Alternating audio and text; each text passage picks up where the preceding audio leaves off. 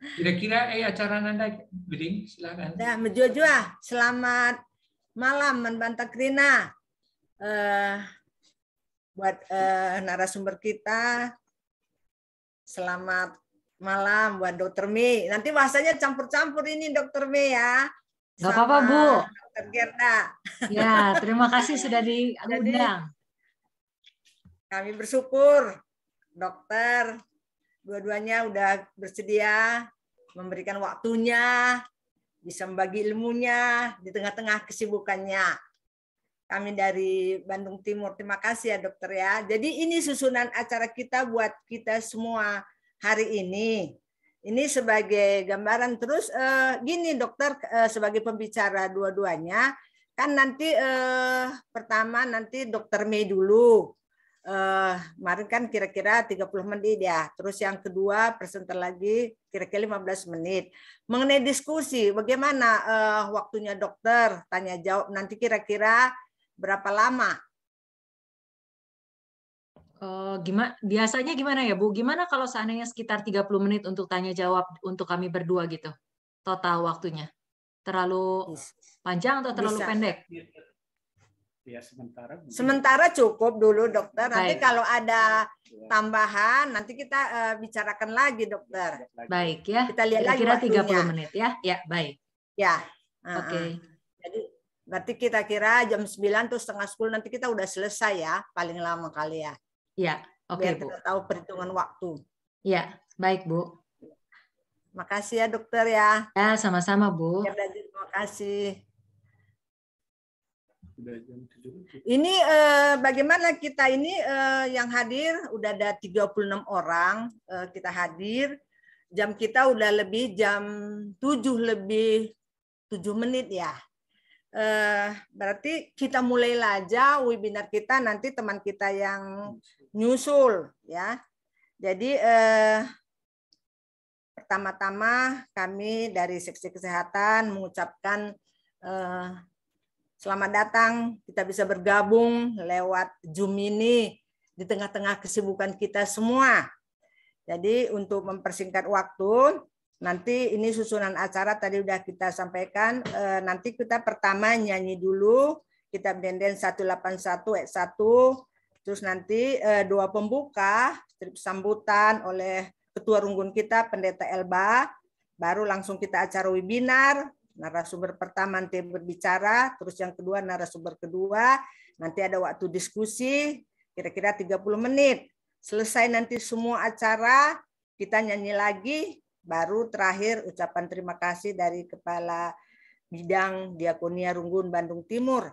Sementara ini acara kita, terima kasih, Tuhan Yesus memberkati.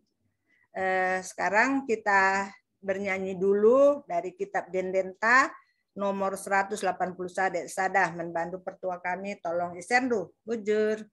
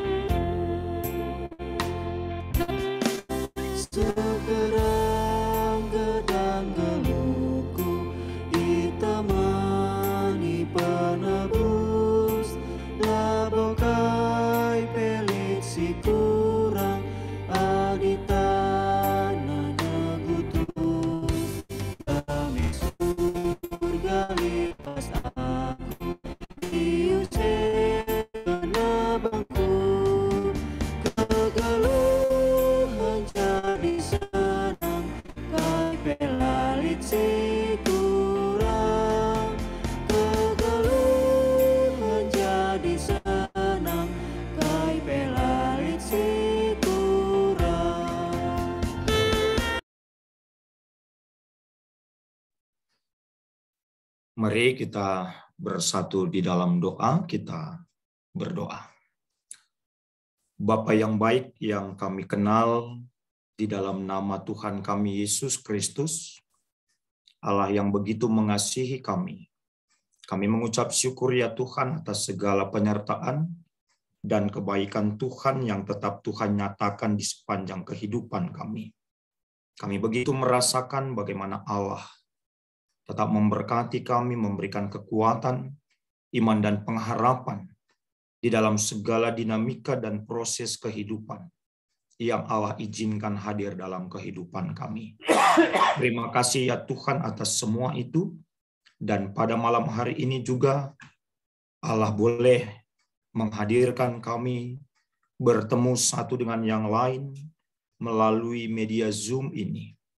Di mana pada malam hari ini Tuhan, sesuai dengan program pelayanan diakonia melalui seksi kesehatan yang ada di tengah-tengah GBKP Runggun Bandung Timur, kami akan mendengarkan dokter kami yang menjadi narasumber kami untuk boleh berbagi ilmu bagi kami. Bagaimana kami mencegah supaya di tengah-tengah pergumulan kami tidak mengalami guncangan yang bisa saja menimbulkan kesakitan dan kelemahan dalam tubuh kami. Kiranya Tuhan memberkati semua rangkaian acara webinar kami pada malam hari ini.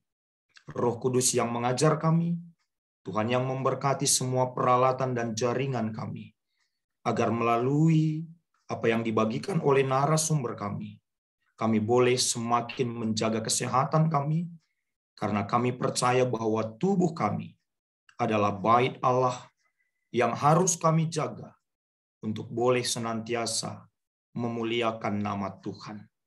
Kami berdoa untuk narasumber kami, Ibu Dr. Melia Mulyati Suryadi, begitu juga Ibu Dr. Tamariska Berupranginangin.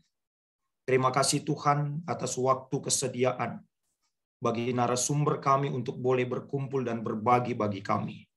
Kiranya Tuhan memberkati mereka di dalam persiapannya, sehingga apa yang mereka sampaikan dan bagikan bagi kami, itu boleh kami terima, kami lakukan sebagai bentuk kami menghargai jasmani dan kehidupan yang Allah berikan bagi kami. Jemaat Tuhan yang belum bergabung mungkin ada dalam perjalanan, dalam persiapan, kiranya Tuhan memberkati sehingga pada waktunya nanti kami boleh bersama-sama mengikuti webinar kesehatan ini. Inilah kami Tuhan, kami serahkan webinar ini ke dalam tangan pengasihan Tuhan. Kami datang di dalam satu nama, Tuhan kami, Yesus Kristus. Amin. Shalom, Jojua, selamat malam buat kita semua, Jemaat GBKP Bandung Timur. Selamat malam buat dokter kami, Dr. Melia, dan juga kakak kami, Dr. Tamariska Berupranginangin. Kami dari Majelis Runggun, saya mewakili sebagai Ketua Runggun, mengucapkan terima kasih atas kesediaan Ibu Dokter berdua boleh berbagi pada malam hari ini bagi kita, bagi jemaat Tuhan, di dalam pencegahan stroke dan bagaimana beraktivitas pasca stroke. Terima kasih untuk Ibu Dokter kami, dan kepada Kabid Diakonia juga seksi kesehatan, terima kasih. Kami mengapresiasi program pelayanan yang boleh kita lakukan pada malam hari ini. Dan kami berharap melalui program webinar ini, jemaat-jemaat Tuhan semakin paham dan semakin mengerti dalam menjaga kesehatan tubuh dan juga menjaga pola pikir mungkin, ya, yang mungkin saja bisa mempengaruhi kesehatan jasmani kita, mempengaruhi bagaimana kita menyikapi situasi kehidupan kita. Ya, jadi buat jemaat semua, terima kasih atas kehadiran kita, dan kami berharap webinar malam hari ini bisa berjalan dengan baik. Jikalau ada mungkin nanti pertanyaan-pertanyaan, saya kira ada nanti waktu diberikan untuk kita boleh berdialog tentang materi kesehatan kita. Jadi inilah kata dari kami sebagai majelis. Mungkin masih ada teman-teman kami di sini yang hadir. Ada yang mau menambahkan? Gua bilang, Kabid Marturia, Kabid Diakonia. Ya, Saya kira cukup. Selamat mengikuti webinar. Tuhan memberkati kita dan memberkati semua peralatan yang kita pakai. Kami serahkan kembali ke bibi kami, Diaken Nandi Cynthia, untuk membawa acara kita. Kami persilakan, Bi. Terima kasih Pendeta Elba atas doa dan sambutannya.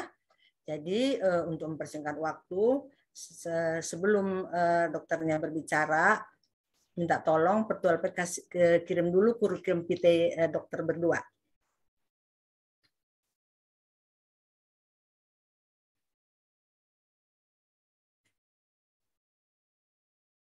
Udah lanjut aja terus yang dokter Gerda.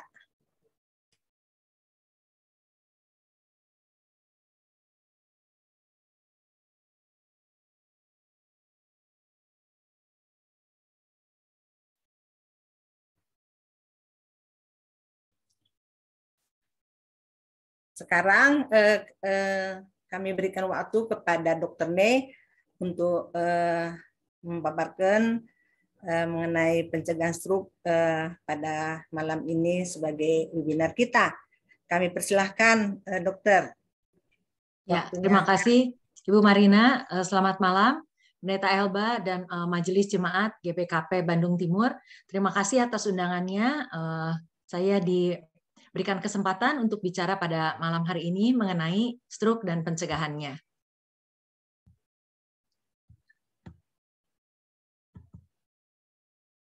Oke, saya harap slide ini sudah bisa dilihat ya. Oke, baik. Kita akan bicara mengenai bagaimana mencegah stroke dan stroke ulang. Tentu saja sebelum kita bicara pencegahan, kita harus tahu dulu, apa itu sebetulnya stroke. Stroke itu adalah gangguan aliran darah ke otak yang terjadi secara mendadak. Akibatnya apa? Akibatnya akan terjadi kematian sel otak. Dan kematian sel otak terus akan mengganggu fungsi tubuh dan durasinya bisa lebih dari 24 jam. Itu adalah definisinya. Apa yang bisa menyebabkan stroke? Jadi stroke itu dibagi menjadi dua bagian besar, yaitu satu penyumbatan pembuluh darah, dan yang kedua adalah pembuluh darahnya pecah. Jadi kita bilang stroke perdarahan. Sebagian besar stroke itu adalah stroke penyumbatan pembuluh darah, 80% kalau secara hitungan statistiknya. Nah, kalau kita lihat dari grafik ini, kalau stroke-nya penyumbatan pembuluh darah, kita lihat ini yang merah ini adalah pembuluh darah yang menuju ke otak. Di sini dia mengalami sumbatan, sehingga apa? Tentu saja daerah-daerah yang harus diperdarahinya itu akan tidak mendapatkan darah, artinya dia tidak dapat makanan. Kalau tidak dapat makanan, artinya sel otaknya mati. Kemudian mekanisme kedua itu adalah stroke-nya perdarahan. Jadi pembuluh darahnya pecah. Akibat dari pembuluh darah pecah, ya sama saja. Jadi sebagian sel otak akan mengalami kematian. Jadi pada stroke itu yang mengalami kematian hanya sebagian otak, bukan seluruhnya otak. Nah, bagaimana dengan gejalanya? Tiap orang akan punya gejala yang berbeda-beda. Jadi itu tergantung dari apa? Tergantung dari bagian otak mana yang kena dan berapa luas otak itu kena. Di sini itu ada grafiknya. Gambaran maksudnya gambaran otak kita kalau dibuka tulang tengkoraknya. Di sini ada untuk kita bilang namanya lobus frontal. Di sini ada namanya motor strip. Jadi di daerah sini itu adalah untuk gerakan kita. Lalu di sini ada pusat untuk memori. Kemudian juga ada pusat untuk melihat misalnya. Jadi tergantung kenanya di mana, gejalanya akan sesuai dengan hal tersebut. Nah, kalau kita bicara tadi soal motor strip ini, jadi di sini tuh adalah daerah untuk mengatur gerakan. Secara sangat istimewa, Tuhan itu mengatur motor strip kita sangat kaya. Jadi tiap daerah mengatur daerahnya masing-masing. Jadi misalnya di daerah sini dia hanya untuk kaki saja. Tapi lihat daerah untuk tangan itu, lengan dan tangan itu luas sekali. Kemudian daerah untuk wajah hampir luas juga, lidah itu juga besar. Kemudian ini untuk menelan. Jadi kalau kita kenanya misalnya di daerah sini, ya kita bisa kena gangguannya itu adalah sepanjang tungkai misalnya. Tapi kalau misalnya daerah kenanya di sini, hanya tangan saja misalnya, jadi itu tergantung dari luasnya kerusakan. Dan kita harus ingat, terjadinya harus mendadak. Nah, gejalanya bisa apa saja? Gejalanya itu ya bisa bermacam-macam, tergantung dari yang tadi kita bilang, mana yang kena. Nah, paling khas itu tentu saja kita tahu. Biasanya apa? Lemah atau lumpuh. Dan harus sebelah. Misalnya sebelah kanan saja atau sebelah kiri saja. Mana saja. sebelah semua, dari wajah, tangan, lengan, tungkai, satu sisi. Kemudian bisa juga bentuknya baal atau kesemutan, sebelah badan. Kemudian bisa juga bentuknya kesulitan bicara. Kesulitan bicara itu bisa bentuknya cadel, atau dia tidak bisa mengerti pembicaraan meskipun dia tampaknya masih berbicara, atau dia tidak bisa memproduksi bicara, tapi dia mengerti pembicaraan, atau dia tampak bingung. Kemudian gejala lainnya adalah gejala penglihatan. Gejala penglihatan itu bisa sifatnya adalah kehilangan pandangan di satu mata, atau pandangannya jadi berbayang, atau kehilangan pandang pada sebelah lapang pandang tapi di kedua mata. Bisa sebelah kiri atau sebelah kanan. Kemudian bisa juga bentuknya rasa pusing, gangguan keseimbangan, atau nyeri kepala hebat sampai muntah-muntah, mengantuk bahkan sampai kehilangan kesadaran, atau bentuknya kejang. Gejala-gejala ini harus diwaspadai. Nah, untuk memudahkan mengingatnya, dalam bahasa Inggris itu ada singkatannya. Singkatannya adalah BFAST. B-nya itu mulai dari B. B-nya itu adalah balance. Tadi kan kita udah bicara ya, gangguan keseimbangan itu adalah bisa bentuknya dari gejala stroke, balance. Kemudian E-nya itu adalah eyes. Eyes-nya bisa bentuknya penglihatan berbayang atau tidak dapat melihat, baik sebelah mata ataupun kedua mata di satu sisi. Kemudian face, F. Face itu wajah, wajahnya jadi tampak mencong sebelah. Kemudian A itu arms, jadi ada kelemahan sebelah anggota tubuh. Yang paling gampang diperiksa itu lengan. Lengannya direntangkan kiri dan kanan, kita akan melihat lengannya yang sebelah itu menjadi lebih berat. Kemudian S, speech. Speech itu bicara. Bicara itu bisa gangguan yang tadi saya bilang, cadel, atau tidak mengerti pembicaraan, atau tidak bisa memproduksi bicara. Kemudian T-nya itu adalah time. Kita tadi bilang waktunya harus mendadak. Nah, jadi diingat ini BFAST-nya itu adalah balance, eyes, face, arms, speech, dan time. Nah, tadi kita udah bicara gejala-gejalanya. Jadi masalah yang kita hadapi itu bisa bentuknya masalah fisik dan masalah psikis pada pasien stroke. Mungkin Bapak Ibu pernah melihat pasien stroke dan menyadari hal ini kalau kita udah bicarakan sekarang. Masalah fisiknya tentu saja sesuai dengan gejala yang tadi kita udah bicarakan. Kalau dia sulit menggerakkan anggota geraknya, jadi dia sulit berjalan, dan juga kesulitan bergerak itu juga menimbulkan kekakuan. Kemudian baal kesemutannya bisa menetap pada sebelah badan. Kemudian kalau dia kesulitan menelan jadi tersedak, sulit bicara atau sulit mengerti pembicaraan, gangguan lapang pandang, kejang. Nah, hal-hal ini bisa sifatnya permanen. Sebagian besar pasien stroke sifatnya permanen, tapi juga ada yang sementara. Jadi dia pada awalnya berat, tapi kemudian membaik. Kemudian kita butuhkan rehabilitasi. Nanti akan dibahas oleh Dr. Tamariska mengenai rehabilitasi pada pasien stroke. Nah, kalau udah terjadi hal ini, tentu saja bukan hanya pasien yang terlibat, tapi keluarga juga terlibat dalam proses adaptasi tersebut. Untuk masalah psikis, kita bisa menghadapi gangguan memori, gangguan emosi karena tidak dapat bergerak dengan baik, jadi mudah marah. Kemudian depresi, kenapa hidup saya menjadi seperti ini? Atau menjadi cemas, bagaimana nanti saya ke depan? Dari ini semua menjadi sulit tidur. Kalau tidak diatasi masalah-masalah ini, tentu saja dia akan mengalami gangguan dalam pemulihan. Dalam rehabilitasi karena dia tidak ada semangat untuk berlatih. Kemudian dalam relasi sosial dia cenderung menarik diri misalnya atau mudah marah-marah jadi dijauhi orang. Dan tentu saja semuanya ini akan menyebabkan kualitas hidupnya terganggu. Gejala sisa pada orang stroke itu tiap pasien bisa beda-beda karena tadi kita bilang tergantung dari lokasinya, tergantung dari luas daerahnya, dan juga tingkat keparahan stroke-nya, dan berapa cepat dia dapat terapi, dan terapi apa yang diberikan pada masa awal, karena sekarang itu kita ada obat yang harus diberikan dalam 4,5 jam setelah kejadian stroke, yang bisa memberikan hasil yang lebih baik. Meskipun itu juga harus dipilih pasien-pasien mana yang bisa mendapatkan dan tidak mendapatkan. Dan juga kondisi keadaan kesehatan pasien sebelumnya, apakah dia stroke pertama atau dia stroke berulang-ulang, tentu saja gejala sisanya jadi akan berbeda. Nah, pemulihan setelah stroke itu adalah proses yang panjang. Tadi saya sudah bicarakan bahwa ini merupakan tanggung jawab pasien dan keluarga. Ada yang kembali cepat, ada yang tidak pernah kembali lagi. Jadi itu semua harus diterima begitu dan melakukan yang terbaik dari apa yang bisa dilakukan. Berdasarkan statistik itu pasien stroke itu terbagi menjadi 3 bagian besar. 1, menjadi lebih baik. 2, menetap gejalanya segitu saja. 3, menjadi lebih buruk. Jadi kalau kita sudah mengalami stroke, kita harus mengalami perubahan gaya hidup baik secara fisik maupun secara sosial dan emosional. Untuk apa? Untuk mencegah stroke berulang dan untuk pemulihan jangka panjang, karena kita tidak tahu kita ada di mana, apakah kita akan pulih sempurna atau kita akan mengalami gejala sisa untuk seumur hidup kita.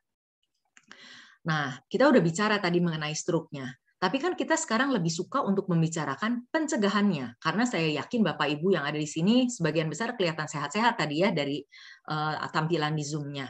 Jadi seperti yang kita tahu dari kita kecil, lebih baik mencegah daripada mengobati. Kalau kita sudah menghadapi stroke, kita harus menghindari kejadian berulang. Kalau kita belum pernah stroke, kita harus mencegah supaya tidak kena stroke. Kalau pernah kena stroke, berdasarkan statistik, 5-14% pasien itu akan mengalami stroke kedua dalam tahun pertama. Mengerikan ya. Jadi kita harus menjaga dengan baik. Dan risiko itu meningkat dengan berjalannya waktu. Gimana cara menjaga? Gimana caranya mencegah stroke ulang? Satu, kita harus tahu penyebab stroke kita apa. Kita bicara penyebab itu kalau pakai bahasa kedokterannya adalah faktor risiko. Nanti kita akan bicarakan satu persatu.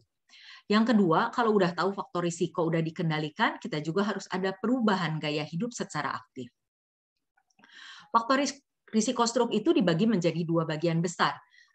Tidak dapat dimodifikasi, artinya nggak bisa diapa-apain, dan dapat dimodifikasi, artinya kita punya tanggung jawab untuk melakukan sesuatu.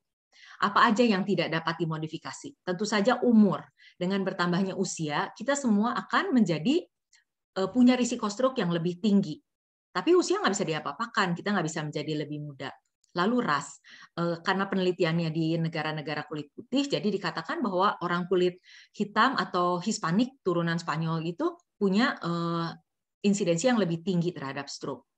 Kemudian jenis kelamin, kemudian genetik. Genetik itu maksudnya apa? Kalau ayah ibu kita, keluarga besar kita dominan banyak yang kena stroke, berarti kita juga harus lebih waspada. Ini tidak bisa diapa-apakan, kita tidak bisa mengubah. Jadi kita harus mengubah yang bisa diubah. Apa saja? Nah, banyak. Hipertensi itu darah tinggi, diabetes mellitus itu kencing manis. Lalu dislipidemia itu adalah kadar kolesterol tinggi. Lalu ada gangguan irama jantung yang dikatakan fibrilasi atrial, nanti kita akan bahas sedikit-sedikit ya. Kemudian merokok, itu juga faktor resiko stroke, kegemukan atau obesitas, dan alkohol dan narkoba. Nah, kalau kita lihat ini semua, kita langsung harus pandang diri kita sendiri. Apakah kita punya hal-hal seperti ini atau tidak? Dan kalau punya, harus langsung bertekad untuk mengatasinya dengan lebih baik. Kita bicara tentang darah tinggi. Berapa tinggi darah tinggi? Darah tinggi itu, kalau kita ngukur tekanan darah itu selalu ada dua angka. Satu, kita bilang sistolik, satu diastolik. Jadi misalnya tekanan darah berapa? 120/80. Nah, itu ada dua angka. Jadi berapa batasannya kalau dianggap darah tinggi? Dianggap darah tinggi itu kalau tekanan darahnya itu lebih dari 140 sistoliknya dan diastoliknya lebih dari 90. Apakah ini harus berubah dengan berjalannya waktu? Ada orang bilang, saya umurnya udah banyak, jadi saya boleh tekanan darahnya lebih tinggi. Secara definisi ini gambarannya ya, tapi secara praktek nanti dokter akan menentukan sesuai dengan keadaan.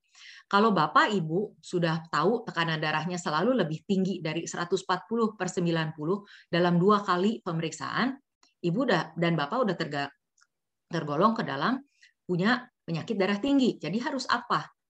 Harus kita menurunkan tensinya sampai di bawah 130/80 dengan cara apa? Dengan obat-obatan untuk darah tingginya. Siapa yang atur? Dokter. Jadi jangan atur-atur sendiri dan juga jangan suka variasi-variasi. Misalnya dokternya bilang kasih obat sekian-sekian, nanti diatur, saya mah minumnya kalau tensi sedang tinggi saja. Ya tidak boleh, harus minumnya tiap hari sesuai anjuran. Selain obat-obatan, juga harus ada perubahan gaya hidup, yaitu perubahan diet, yaitu mengurangi garam, kemudian dan peningkatan aktivitas fisik. Aktivitas fisik yang baik itu juga bisa menurunkan tensi. Dan juga kita harus mengukur tensi secara berkala. Bukan artinya setiap hari kita mengukur tensi 4 kali sehari, nggak perlu. Cukup misalnya 1 kali sehari, setiap waktu yang sama, tidak setelah beraktivitas berat. Jadi dalam keadaan istirahat diukur tensinya. Nanti dicatat lalu dikasih lihat sama dokternya untuk diatur lagi obatnya kalau memang masih belum terkontrol. Yang kedua mengenai kencing manis. Batasannya apa? Kalau kita cek gula darah, ada 2 macam gula darah yang suka dicek. 1, puasa, setelah puasa 8-12 jam. 2 jam sesudah makan. Jadi setelah pengambilan gula darah puasa, Bapak Ibu biasanya dipersilahkan makan, lalu 2 jam kemudian suruh diambil darah lagi.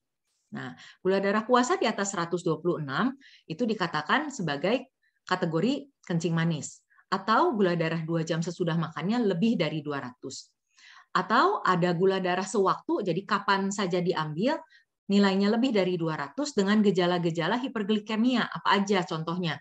Sering kencing, berat badan turun banyak, lalu ada luka yang sulit sembuh, lalu selalu merasa lapar, ada gangguan seksual, pandangan menjadi buram, lalu ada mudahnya infeksi saluran kencing atau infeksi vagina. Lalu juga ada kelainan berupa baal atau kesemutan di tangan dan di kaki. Dan juga selalu merasa haus. Nah, kemudian ada satu lagi penanda yang mungkin Bapak Ibu sebagian kenal, sebagian juga tidak. Kita bilang namanya HbA1c. HbA1c itu adalah suatu pemeriksaan laboratorium yang merupakan kartu memori di dalam badan selama 3 bulan terakhir. Jadi berapa bagus pengontrolan gula darah selama 3 bulan terakhir itu bisa dilihat dari HbA1c-nya. Kalau nilainya lebih dari 6,5, itu ada kencing manis. Nah, kalau kita udah memasuki kriteria ini, apa yang harus kita lakukan? Kita harus kontrol gula darahnya itu dengan modifikasi gaya hidup, dengan diet, aktivitas fisik, sama kayak tadi darah tinggi ya, kemudian dikasih obat anti kencing manis gitu oleh dokternya, nanti diaturkan dengan targetnya itu adalah HbA1c-nya kurang dari 7. Ini adalah pengontrolan kencing manis yang bagus, kurang dari 7. Kemudian fibrilasi atrial. Fibrilasi atrial itu adalah kalau kita lihat EKG, rekam jantung, iramanya itu harus teratur. Lihat jaraknya tuh sama dari satu puncak ke puncak yang lain. Kalau kita lihat gambaran EKG yang di bawah, ini atrilasi fibrial, di mana ini ada seperti gambaran gigi gergaji begitu ya. Nah, ini tuh adalah gambaran dari kontraksi serambi atas jantung yang tidak teratur dan diikuti oleh kontraksi dari bagian bawah jantung yang kita bilang adalah ventricle yang juga tidak teratur. Kita lihat dari jarak-jaraknya yang tidak sama lebarnya begitu. Ini bahaya karena kalau gambaran irama jantungnya seperti ini, jantung tidak bisa memompa dengan baik. Sehingga apa? Sehingga di dalam jantung bisa terjadi gumpalan darah yang kalau gumpalan darahnya dipompa keluar dan masuk ke pembuluh darah otak, dia bisa menimbulkan sumbatan. Kalau ada hal seperti ini, harus konsultasi dengan dokter jantung. Lalu nanti dokter jantungnya akan kasih obat pengencer darah khusus, misalnya warfarin atau jenis-jenis baru, ada namanya dabigatran, edoxaban, rivaroxaban, apixaban. Ini hanya sekedar nama-nama saja ya. Oke, selanjutnya mengenai kolesterol tinggi. Nah, pasti Bapak Ibu udah pernah cek kolesterol di laboratorium. Kolesterol yang mana yang harus dikontrol? Kolesterol itu ada 4 macam kalau kita cek di laboratorium. Kolesterol total, LDL, HDL, dan trigliserida. Ada 2 macam, dibagi dalam 2 golongan, yaitu kolesterol baik, HDL. Jadi kita pengen dia tinggi karena dia bagus. H-nya itu adalah high, jadi kita pengen dia lebih tinggi. The higher, the better, gitu, yang HDL. Kemudian ada kolesterol buruk, sisanya LDL, kolesterol total, dan trigliserida. Apa sih keburukan dari kolesterol tinggi ini? Keburukan dari kolesterol tinggi itu adalah dia bisa bikin endapan di dinding pembuluh darah yang makin lama makin tebal, sehingga nanti pembuluh darah yang normal harusnya lebarnya segini menjadi lebih kecil. Kalau lebih kecil artinya aliran darahnya akan terganggu. Dan kalau udah kecil begini, suatu ketika ada sumbatan dari tempat lain, misalnya seperti ini, dia akan tersumbat total. Jadi tersumbat total kalau di otak jadi stroke, kalau di jantung jadi serangan jantung. Ini kita lihat gambar ini ya. Kalau di otak jadi stroke penyumbatan, kalau di jantung jadi serangan jantung. Kalau apa yang harus dilihat pada kolesterol? Kolesterol buruk harus terkontrol baik dengan nilai rendah. Berapa rendah-rendah? Yang menjadi target untuk stroke itu adalah LDL. LDL-nya harus di bawah 70. Gimana caranya? Dengan modifikasi gaya hidup, diet, dan aktivitas fisik, selalu ini 2 hal ini yang diulang-ulang. Kemudian kita kasih obat kolesterol juga, bisa dalam bentuk golongan statin atau golongan fibrat. Kalau golongan statin itu untuk kolesterol pada umumnya, kalau fibrat itu untuk peningkatan trigliserida pada khususnya. Kemudian untuk orang yang sudah pernah stroke penyumbatan pembuluh darah, biasanya kita langsung kasih obat pengencer darah. Kalau struknya perdarahan, kita tunggu beberapa waktu sampai keadaan aman, baru kita kasih obat pengencer darahnya. Nah, obat pengencer darah yang jenis ini adalah antiplatelet sebetulnya kalau pakai bahasa kedokteran. Obatnya apa? Mungkin udah banyak yang kenal ya.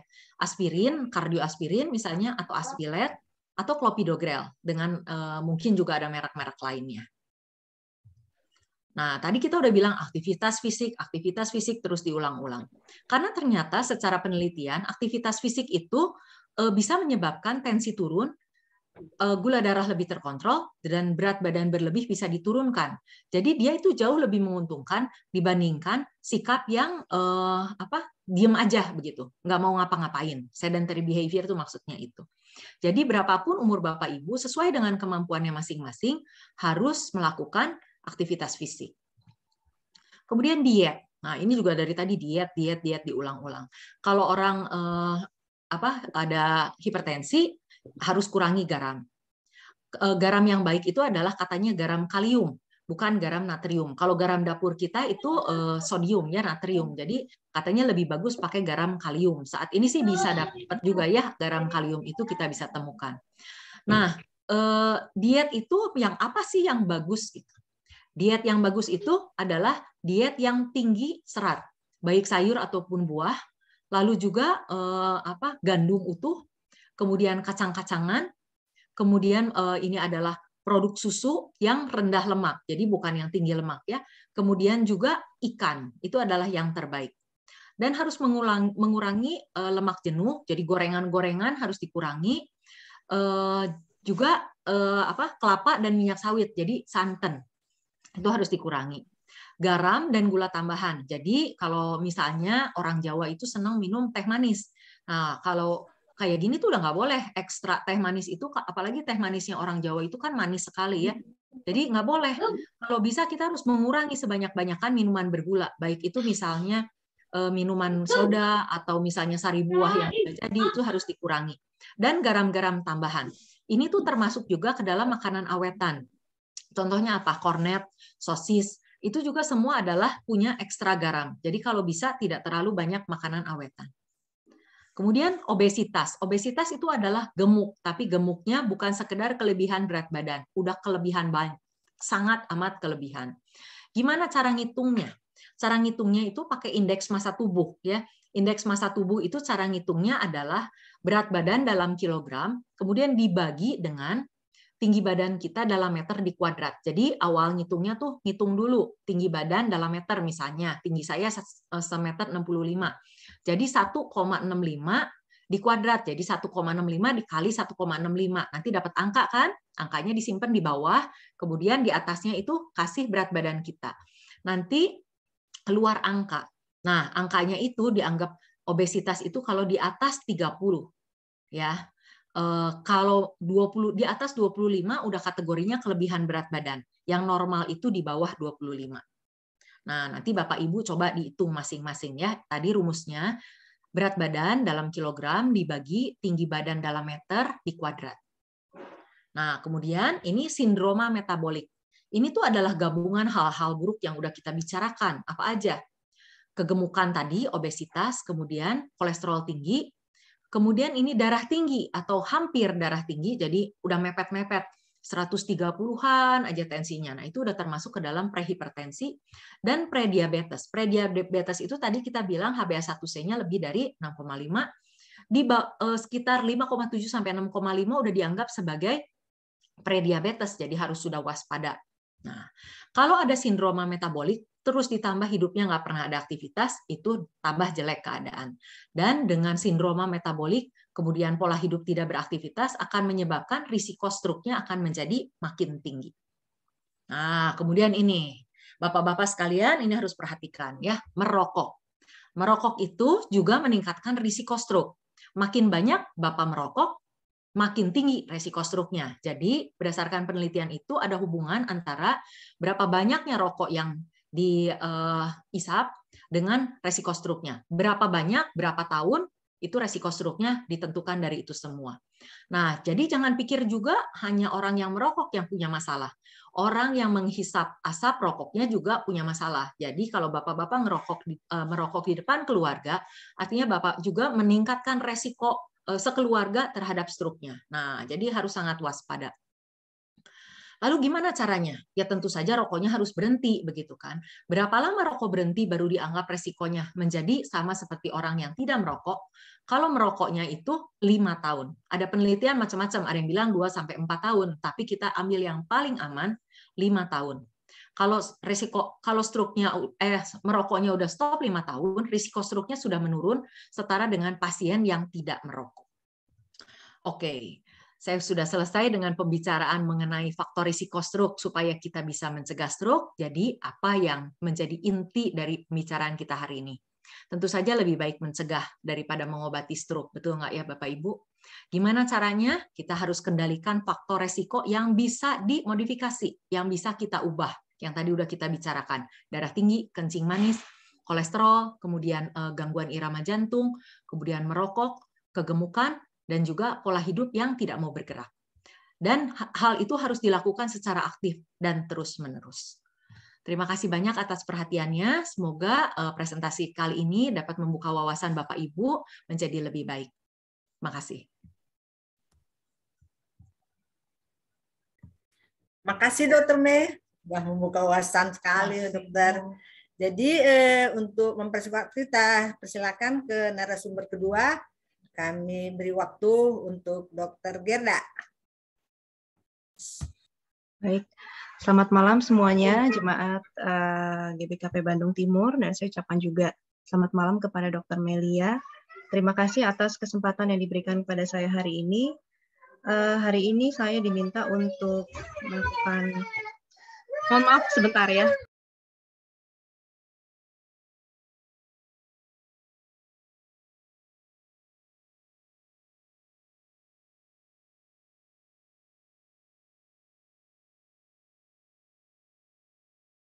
Mohon maaf. Ya, terima kasih atas kesempatan yang diberikan kepada saya. Hari ini saya akan membahas mengenai kembali beraktivitas pasca stroke. Jadi tadi sudah dijelaskan secara jelas ya oleh Dr. Melia mengenai apa itu stroke, kemudian bagaimana cara mencegahnya, dan saya akan meneruskan bagaimana agar kita dapat kembali beraktivitas. Misalnya kita sudah terkena stroke, seperti itu. Sebentar saya share screen-nya dulu.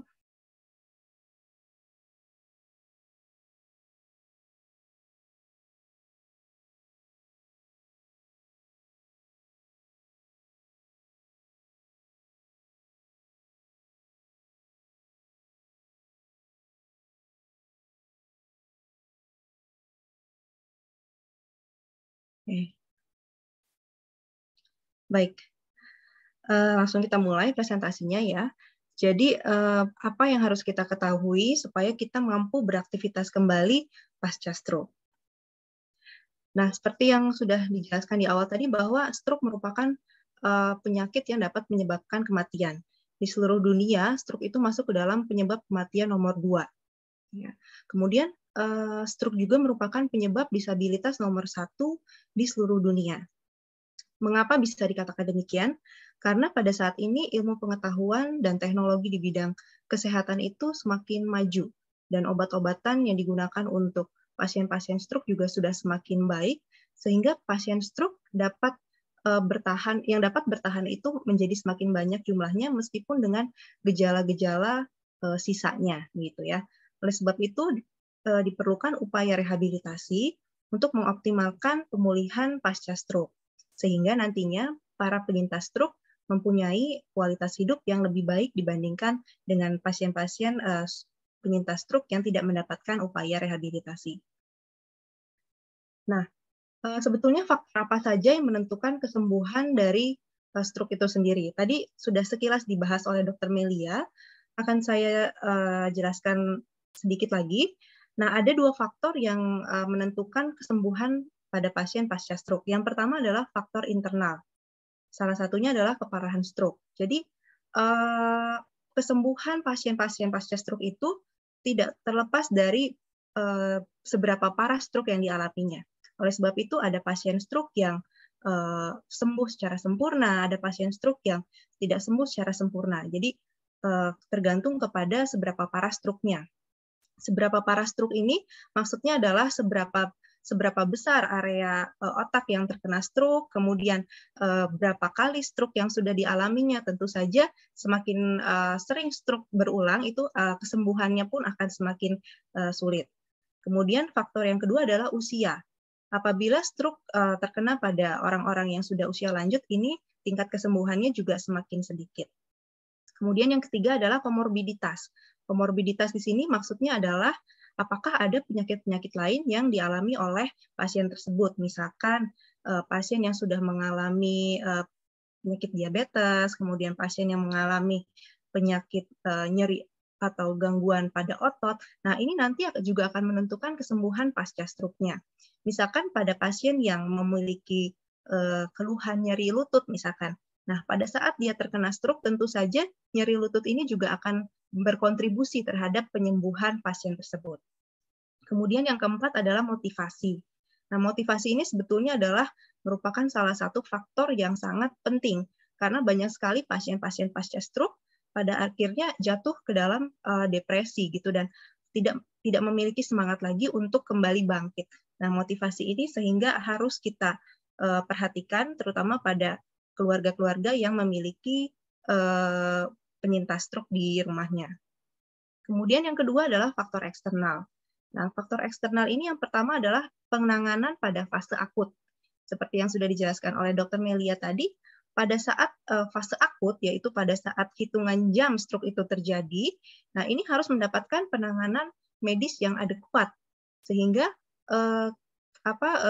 kriteria-kriteria stroke tadi yang BIFAS tadi harus betul-betul diingat. Jadi pada saat itu terjadi langsung saja dibawa ke rumah sakit, ke UGD, jangan kemana-mana lagi, langsung dibawa ke rumah sakit sehingga mendapatkan pengobatan yang adekuat untuk menghindari terjadinya kerusakan otak yang lebih luas. Kemudian yang kedua adalah kualitas latihan atau kualitas rehabilitasi.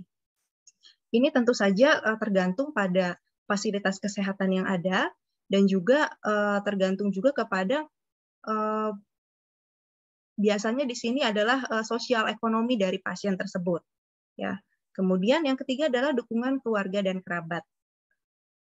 Semakin baik dukungan keluarga dan kerabat, biasanya motivasi dari pasien penyintas stroke juga semakin baik. Oke, ini adalah faktor-faktor yang mempengaruhi kesembuhan stroke tadi. Nah, kemudian gangguan fungsi apa saja yang bisa terjadi pada pasien-pasien penyintas stroke? Yang pertama adalah gangguan mobilisasi. Gangguan mobilisasi di sini maksudnya adalah sulit untuk berpindah tempat, sulit untuk berjalan. Bahkan di fase-fase awal, seringkali juga pasien stroke itu bahkan sulit untuk melakukan mobilitas di tempat tidur, miring kiri, miring kanan, itu juga sulit. Nah, kemudian yang kedua adalah gangguan di fungsi komunikasi. Bisa sulit berbicara, bisa juga berbicaranya tidak jelas. Kemudian yang ketiga adalah gangguan di fungsi kognitif. Fungsi kognitif ini adalah fungsi luhur ya, jadi maksudnya di sini ada tingkat kecerdasan. Contohnya adalah gangguan atensi, gangguan konsentrasi, gangguan memori, dan lain-lain termasuk juga gangguan emosi. Kemudian gangguan pada perawatan diri sehari-hari. Jadi pasien menjadi tidak mandiri, misalkan tidak bisa membuka baju sendiri, tidak bisa ke toilet sendiri. Nah, ini merupakan gangguan fungsi perawatan diri. Kemudian juga gangguan menelan. Gangguan menelan ini adalah ketidakmampuan untuk melakukan makan, ya, mulai dari memasukkan makanan ke dalam mulut, kemudian mengolah makanan di dalam mulut dan menelan. Kemudian selanjutnya adalah gangguan vokasional, ya, maksudnya adalah tidak mampu kembali bekerja.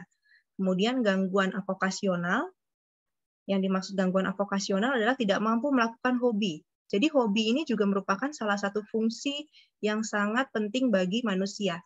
Kalau orang yang sudah tidak memiliki pekerjaan secara resmi, misalkan sudah pensiun, maka hobilah yang merupakan pekerjaan, sehingga gangguan terhadap pelaksanaan hobi merupakan salah satu gangguan fungsi yang penting bagi manusia. Kemudian selanjutnya adalah gangguan berkemih atau defekasi. yaitu tidak mampu mengontrol buang air kecil dan buang air besar. Kemudian secara psikologis itu tadi ada depresi dan gangguan nyeri muskuloskeletal seperti nyeri sendi dan juga kaku sendi. Nah, kemudian pertanyaan yang sering diajukan adalah bagaimana nanti ke depannya setelah saya terkena stroke? Apakah saya bisa pulih sempurna 100% atau bagaimana? Nah, ternyata prognosis fungsional pada pasien-pasien stroke itu dibagi menjadi 7. Yang pertama adalah bisa mandiri penuh, bahkan kembali ke tempat kerja semula seperti awal. Ya. Dan yang kedua adalah mampu mandiri penuh, akan tetapi tidak dapat kembali kerja secara sempurna seperti awal, sehingga tugas-tugasnya itu harus dialihkan atau menjadi paruh waktu. Kemudian yang ketiga, mandiri penuh namun tidak bekerja. Yang keempat, aktivitas sehari-harinya perlu supervisi. Jadi dapat melakukan aktivitas sehari-harinya secara mandiri, akan tetapi keluarga atau caregiver harus mengawasi. Kemudian yang kelima, aktivitas sehari-harinya dibantu sebagian. Jadi tidak sepenuhnya dibantu, hanya sebagian saja. Dan perawatan dirinya bisa mandiri. Jadi mandi bisa sendiri, kemudian bersolek bisa mandiri, makan bisa mandiri, akan tetapi aktivitas sehari-harinya dibantu. Jadi untuk berjalan masih harus dibantu, seperti itu misalnya. Kemudian yang keenam, perawatan diri dibantu sebagian, dan yang nomor 7 adalah seluruhnya dibantu. Atau dengan kata lain, ketergantungan total. Nah, untuk penanganan stroke sendiri bagaimana? Yang pertama tadi yang dijelaskan oleh Dr. Melia, yang pertama adalah non-bedah, jadi melalui obat-obatan. Yang kedua adalah melalui tindakan bedah. Biasanya pada stroke yang perdarahan ini bisa juga dibutuhkan oleh tindakan bedah ya yang dilakukan oleh dokter bedah saraf. Nah, yang ketiga adalah rehabilitasi. Nah, tujuan dari rehabilitasi sendiri adalah untuk memfasilitasi penyembuhan dari sel-sel saraf. Ya, dengan memfasilitasi penyembuhan tersebut, diharapkan disabilitas itu menjadi minimal, sehingga para penyintas stroke diharapkan dapat mampu kembali kepada aktivitas sosialnya dan tentu saja kualitas hidupnya menjadi meningkat. Nah, bagaimana rehabilitasi bisa meningkatkan kualitas hidup? Pada stroke sendiri, kita ketahui bahwa terjadi kerusakan sel-sel saraf dan jalurnya ya, sehingga kerusakan pada fungsi otak tersebut terjadi. Misalkan stroke ini terjadi pada area frontal atau otak yang di depan. Artinya fungsi dari otak depan itu akan terganggu. Nah, oleh sebab itu pasien biasanya tidak mampu untuk berpikir atau pasien menjadi emosi dan lain sebagainya. Atau pada kondisi tertentu yang lain, stroke terjadi pada area otak yang mengatur pusat bahasa, sehingga pasien akhirnya tidak lagi mampu berkomunikasi atau tidak mengerti percakapan. Atau ada contoh yang lain, stroke terjadi pada area otak yang mengatur gerak. Nah, seperti yang dijelaskan oleh Dr. Mei tadi, ada bagian otak yang berfungsi untuk mengatur gerak. Kalau misalkan otak tersebut terkena stroke, otomatis area tubuh sisi yang bersilangan dengan otak itu akan mengalami kelumpuhan. Nah, lantas bagaimana supaya kita bisa beraktivitas kembali? Nah, Tuhan menciptakan suatu kelebihan dari otak yang dinamakan kemampuan untuk neuroplastisitas. Nah, neuroplastisitas ini adalah kemampuan otak untuk berubah dan beradaptasi sebagai hasil dari mempelajari pengalaman baru. Ya, jadi otak yang sudah terkena stroke tadi sudah mati karena dia tidak mendapatkan makanan, tidak mendapatkan aliran darah. Sehingga otak-otak yang di sekitarnya atau mudahnya adalah tetangga-tetangganya itu akan mempunyai kemampuan untuk berubah dan mengambil alih fungsi dari si otak yang sudah mati tadi. Seperti itu. Nah, rehabilitasi tujuannya adalah membantu mengoptimalkan tetangga-tetangga si otak tadi yang sudah terkena stroke tersebut, ya. Nah, syaratnya di sini adalah latihan. Latihan ini harus experience dependent, artinya harus semakin banyak maka dia akan menjadi bermakna atau bermanfaat. Oleh sebab itu, pada pasien-pasien penyintas stroke, lingkungan di sekitarnya harus sangat dipenuhi oleh stimulasi-stimulasi. Stimulasinya bisa stimulasi sensori, bisa stimulasi motor, atau stimulasi kognitif. Nanti akan dijelaskan lebih lanjut. Nah, fase yang paling penting untuk pemulihan itu adalah 2 minggu sampai 6 bulan pasca stroke. Yang paling cepat pemulihannya adalah 3 bulan pertama. Itu sangat cepat. Kemudian 3 bulan kedua, dia juga masih cepat, tapi sudah kurang cepat dibandingkan 3 bulan pertama. Nah, setelah 6 bulan, maka proses penyembuhan itu sudah berlangsung dengan sangat pelan. Sehingga pasien-pasien biasanya yang sudah stroke lebih dari 6 bulan, misalkan 1 tahun, biasanya berada pada fase yang steady atau jalan di tempat di situ-situ saja, seperti itu. Nah, oleh sebab itu, di minggu kedua sampai 6 bulan ini, kita harus sangat gencar sekali melakukan latihan gitu ya. Kualitas latihan ini sangat penting. Latihannya harus spesifik. Apa yang mau dilatih, kemudian pengulangannya itu harus banyak. Jadi bukan berarti latihannya itu hanya satu kali saja. Misalkan biasanya pasien itu ke rumah sakit 2 kali seminggu, lalu hanya mengandalkan latihan di rumah sakit. Nah, tidak bisa begitu. Nanti di rumah itu latihannya harus diulang-ulang sehingga repetisinya banyak dan otak yang tetangga-tetangganya tadi itu mendapatkan input sensori yang lebih banyak lagi sehingga si otak ini bisa belajar lebih cepat. Kemudian intensitasnya juga harus banyak atau harus berat ya, jadi jangan intensitas yang ringan. Nah, seperti apa teknik-teknik latihan atau manajemen rehabilitasi? Yang pertama, pada fase akut ya, pada pasien yang masih berada di rumah sakit, yang masih mengalami stroke akut, artinya dari hari pertama sampai hari ketiga keempat biasanya ya, itu biasanya keadaannya belum stabil ya. Oleh sebab itu yang utama adalah bed rest dulu, mendapatkan obat-obatan dari dokter saraf. Nah, kemudian setelah dinyatakan stabil, maka sesegera mungkin pasien itu harus duduk, ya, harus didudukkan. Tujuannya adalah untuk mencegah supaya paru-paru ini tidak jelek, mengembangnya seperti itu. Kemudian juga mencegah terjadinya infeksi pada paru-paru. Kemudian yang kedua, anggota gerak yang mengalami kelemahan itu harus diposisikan. Seperti contohnya di bawah ini.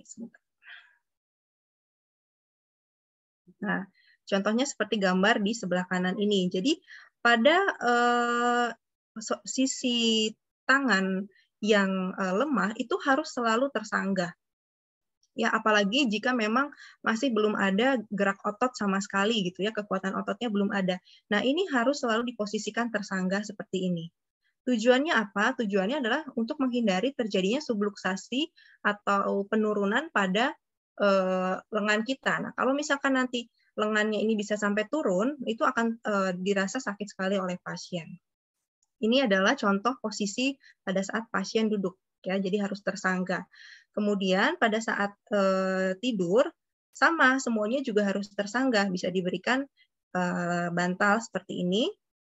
Ya, pasien pun harus rutin untuk dibolak-balik miring kanan, miring kiri, minimal 2 jam sekali. Ya. Kemudian disarankan bahwa anggota gerak yang terkena stroke itu jangan ditindih seperti itu. Ya, ini adalah contoh dari positioning. Nah, kemudian yang kedua adalah latihan fisik. Nah, latihan fisik ini macam-macam sekali jenisnya. Yang pertama bisa dilihat di sini adalah latihan gerak. Nah, latihan gerak ini bisa latihan secara pasif, artinya orang yang membantu untuk menggerakkan, ataupun secara aktif, ya, apabila pasien sudah stabil dan kekuatan ototnya sudah mulai ada. Nah, ini pasien bisa mulai untuk latihan gerak.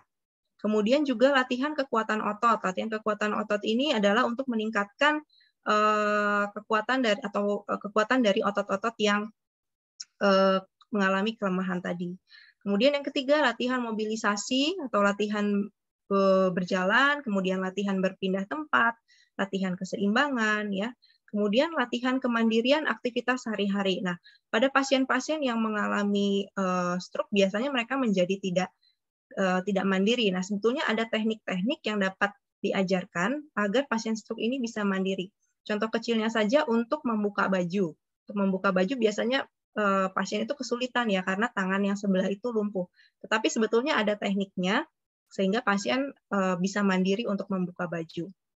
Kemudian juga latihan kecepatan dan ketangkasan gerak, latihan tugas yang spesifik ya. Misalkan di sini ada pasien stroke yang pekerjaannya komputer ya, harus mengetik. Nah, ini bisa juga dilakukan latihan untuk meningkatkan kembali kemampuan pasien tersebut untuk dapat mengetik.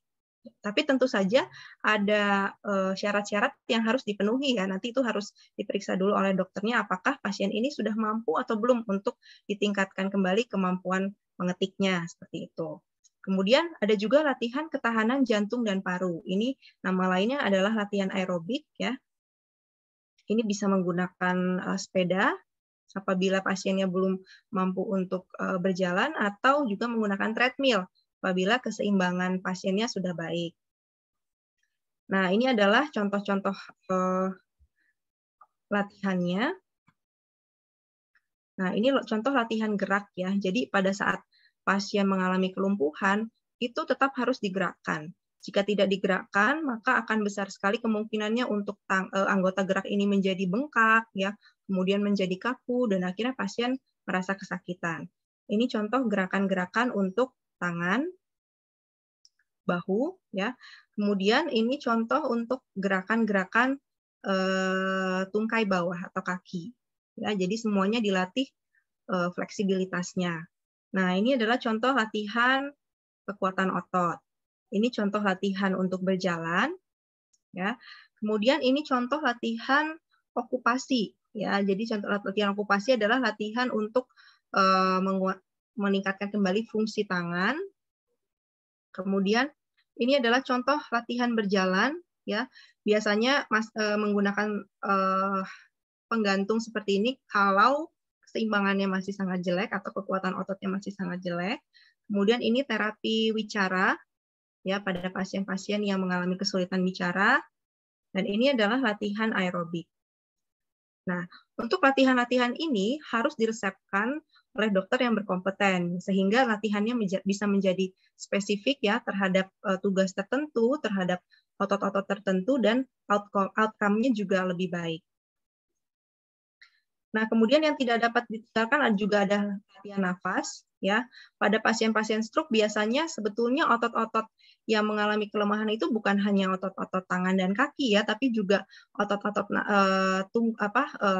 terang badan itu juga turut mengalami kelemahan sebetulnya, termasuk otot-otot nafas.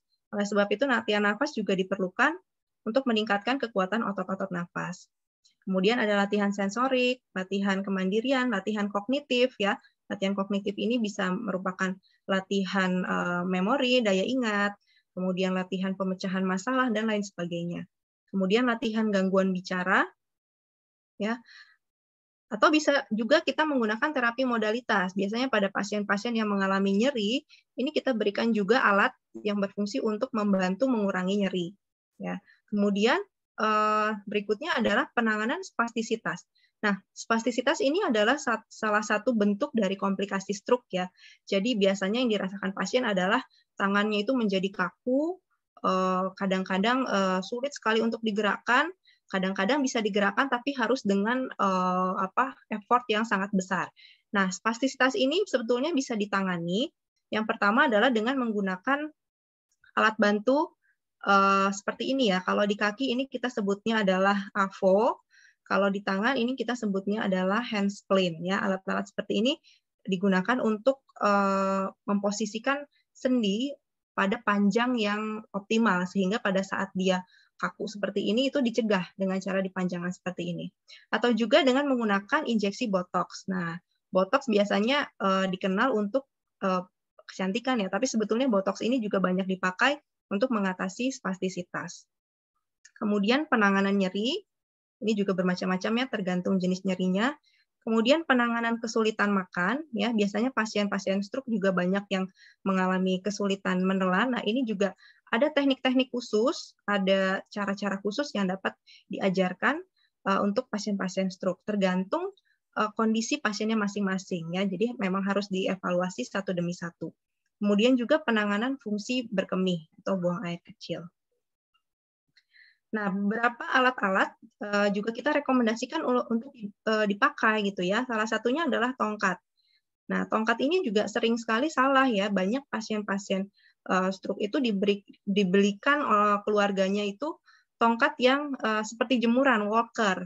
Nah, pada pasien stroke seharusnya alat bantu jalan yang digunakan adalah tongkat seperti ini. Apakah itu tongkat kaki 1, tongkat kaki 3, atau tongkat kaki 4? Kenapa tidak walker? Karena pada pasien stroke itu mengalami kelemahan sebelah. Otomatis kalau menggunakan walker, yang seperti jemuran itu tadi, tangannya tidak akan mampu menggenggam tangan sebelahnya. Jadi walker bukan merupakan pilihan alat bantu jalan pada pasien stroke. Ya, kemudian yang ini adalah gambar shoulder sling. Shoulder sling ini diperlukan pada saat kekuatan ototnya masih belum ada, jadi masih 0, ya. Sehingga insidensi subluksasi pada bahu itu sangat tinggi pada saat kekuatan ototnya masih 0. Nah, diperlukan alat ini, shoulder sling ini, untuk membantu supaya agak menarik gitu, agak menarik lengan ini ke arah atas sehingga kalaupun terjadi posisi yang anti gravitasi, tarikan ke bawah itu tidak terlalu tinggi. Kemudian ini adalah alat untuk transfer ya. Nah, alat ini sangat bermanfaat untuk anggota keluarga biasanya karena untuk pasien-pasien stroke yang belum mampu berpindah tempat itu biasanya keluarga harus menggendong dan tidak jarang banyak keluarga juga yang menjadi sakit pinggang gitu ya. Nah, ini adalah alat-alat yang dapat digunakan untuk membantu mentransfer atau memindah tempatkan pasien. Nah, kemudian bagaimana jika ternyata tidak bisa pulih sempurna? Ya, misalkan sudah 1 tahun menjalani rehabilitasi, menjalani terapi, tapi kok tidak pulih sempurna ya, tangan belum bisa menggenggam secara sempurna, jalan juga belum sempurna ya. Bagaimana jika hal itu terjadi? Nah, sebetulnya ada teknik-teknik yang dapat kita manfaatkan. Yang pertama adalah teknik modifikasi. Ya, contohnya teknik modifikasi seperti apa? Ya, misalkan untuk mengunyah itu sangat susah karena otot-ototnya masih lemah misalkan. Nah, modifikasinya adalah dengan cara makan menggunakan tekstur yang halus. Ya, kemudian modifikasi lingkungan rumah, misalkan kakinya masih belum mampu untuk naik tangga, sehingga lingkungan rumah harus dimodifikasi sedemikian rupa, misalkan kamarnya jangan ditaruh di lantai 2, harus dipindahkan ke lantai 1, seperti itu. Kemudian pasien belum mampu untuk berkomunikasi secara verbal, misalkan. Ya, ada beberapa pasien stroke yang dia mengerti kalau lawan bicaranya sedang berbicara, tapi untuk menyampaikan balasan bicara itu tidak bisa. Itu yang kita sebut dengan afasia ya, afasia motorik. Nah, untuk pasien-pasien seperti itu, misalkan tidak kunjung juga mampu berbicara, kita bisa menggunakan kartu ya atau gambar untuk berkomunikasi. Seperti itu. Kemudian yang kedua adalah teknik akomodasi. Nah, teknik akomodasi ini adalah menggunakan alat bantu. Contohnya seperti gambar di sebelah kanan. Misalkan ada pasien stroke yang tangannya belum dapat menggenggam ya, karena sebetulnya kesembuhan dari tangan itu adalah bagian yang paling sulit biasanya ya. Kaki sudah bisa berjalan tapi tangan belum bisa menggenggam, itu sangat sering sekali. Nah, apabila tangan belum bisa menggenggam, bisa kita gunakan alat bantu seperti ini. Ini dinamakan universal cuff. Fungsinya adalah untuk melekatkan peralatan makan atau apapun ya di sini, di tangannya. Sehingga kalau misalkan sikunya sudah bisa bergerak, hanya tangan saja yang tidak bisa bergerak, nah alat ini bisa membantu kemandirian pasien. Jadi yang digerakkan untuk makan hanya siku saja, si tangan ini tidak harus bergerak. Ya, seperti itu. Kemudian ada teknik yang ketiga adalah teknik kompensasi. Ya, jadi ketika misalkan tangan kanan sudah tidak bisa lagi dilatih ya atau fase pemulihannya sudah selesai, tapi si tangan kanan yang dominan ini tidak juga bisa berfungsi, artinya sudah saatnya kita alihkan ke tangan yang sebelahnya, yaitu tangan kiri. Ya, ini juga sering menjadi masalah bagi pasien-pasien yang pekerja kantoran ya, karena banyak Misalkan yang terkena stroke-nya adalah tangan sebelah kanan, sementara dia masih harus menulis, masih harus mengetik. Nah, tapi perbaikan motoriknya tidak bagus, akhirnya kita terpaksa harus mengalihkan ke tangan kiri, gitu ya. Jadi melatih tangan yang non dominannya untuk melakukan pekerjaan tangan kanan seperti itu. Nah, kemudian yang terakhir adalah yang pesan saya adalah kepada keluarga yang mungkin ada keluarganya yang mengalami stroke ya, karena peran keluarga itu sebetulnya sangat besar pada pasien-pasien penyintas stroke ya. Nah, yang pertama, jangan biarkan penyintas stroke hanya rebahan ya. Kadang-kadang karena kita kasihan sama keluarga kita, ya sudah rebahan aja deh, nggak usah ngapa-ngapain. Nah, justru itu sebetulnya salah gitu ya. Semakin penyintas stroke hanya tidur-tiduran, hanya rebahan, itu akan memperburuk kondisi pasien stroke tersebut ya. Otot-ototnya akan semakin lemah, bahkan otot yang sisi yang normal pun akan ikut-ikutan lemah. Gitu ya.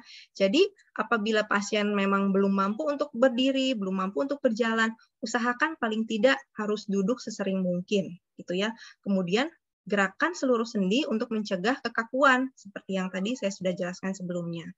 Kemudian yang kedua, selalu ajak pasien untuk berkomunikasi.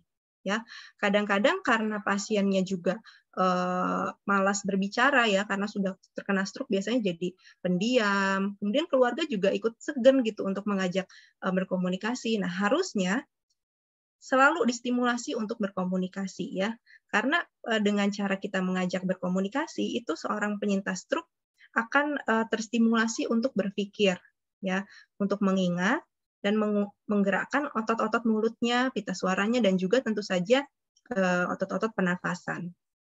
Kemudian yang ketiga, selalu dukung namun tidak memanjakan. Ya, jadi keluarga harus selalu mendukung pasien stroke gitu ya. Jangan pernah mengabaikan, jangan pernah mengejek, tapi harus selalu didukung. Akan tapi jangan juga menjadi memanjakan gitu ya. Kadang-kadang karena terlalu sayang, semuanya menjadi dilayani gitu.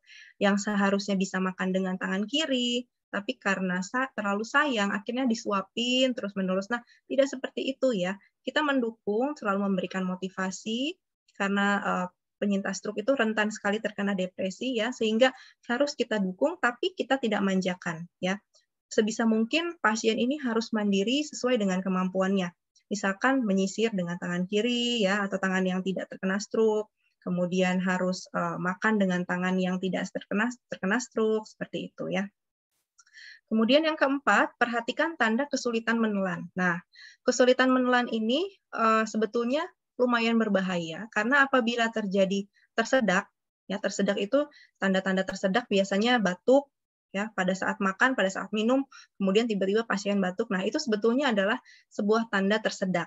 Nah, apabila tersedaknya sangat sering, itu merupakan suatu warning bagi kita, jangan-jangan otot menelannya itu belum bagus. Ya, nah kalau misalkan tersedak, itu sangat mungkin sekali terjadi aspirasi. Aspirasi itu si makanan bukannya masuk ke saluran pencernaan, tapi masuknya ke saluran pernafasan. Nah, inilah yang bisa menyebabkan infeksi pada paru-paru nantinya, ya, yang disebut dengan pneumonia.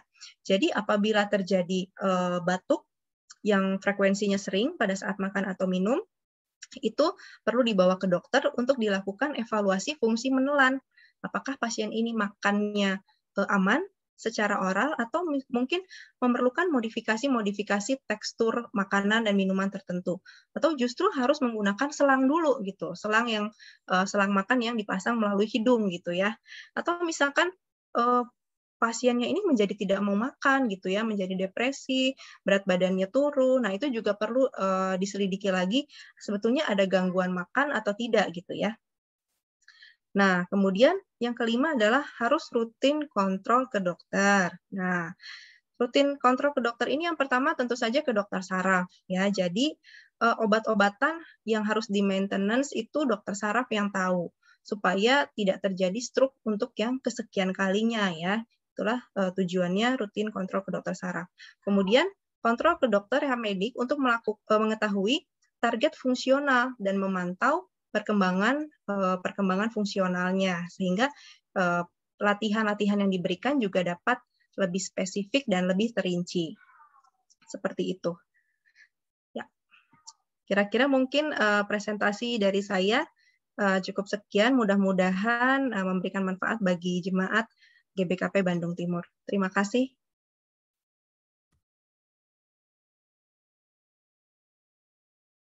Makasih Dokter Gerda, sangat bermanfaat. Jadi memang kita tetap waspada ya, bagaimana pencegahan stroke dan bagaimana kembali bertas kalau udah kena stroke. Ya. Jadi sekarang kita udah dengar dua dokter yang cantik-cantik dan presentasi mengenai ilmunya, udah sharing. Jadi sekarang tiba waktunya kita diskusi, tanya jawab. Kita bagi dua termin. Termin pertama ada 3 penanya. Langsung aja ya. Boleh sekarang kita waktu diberikan buat kita siapa yang mau bertanya. Terima kasih.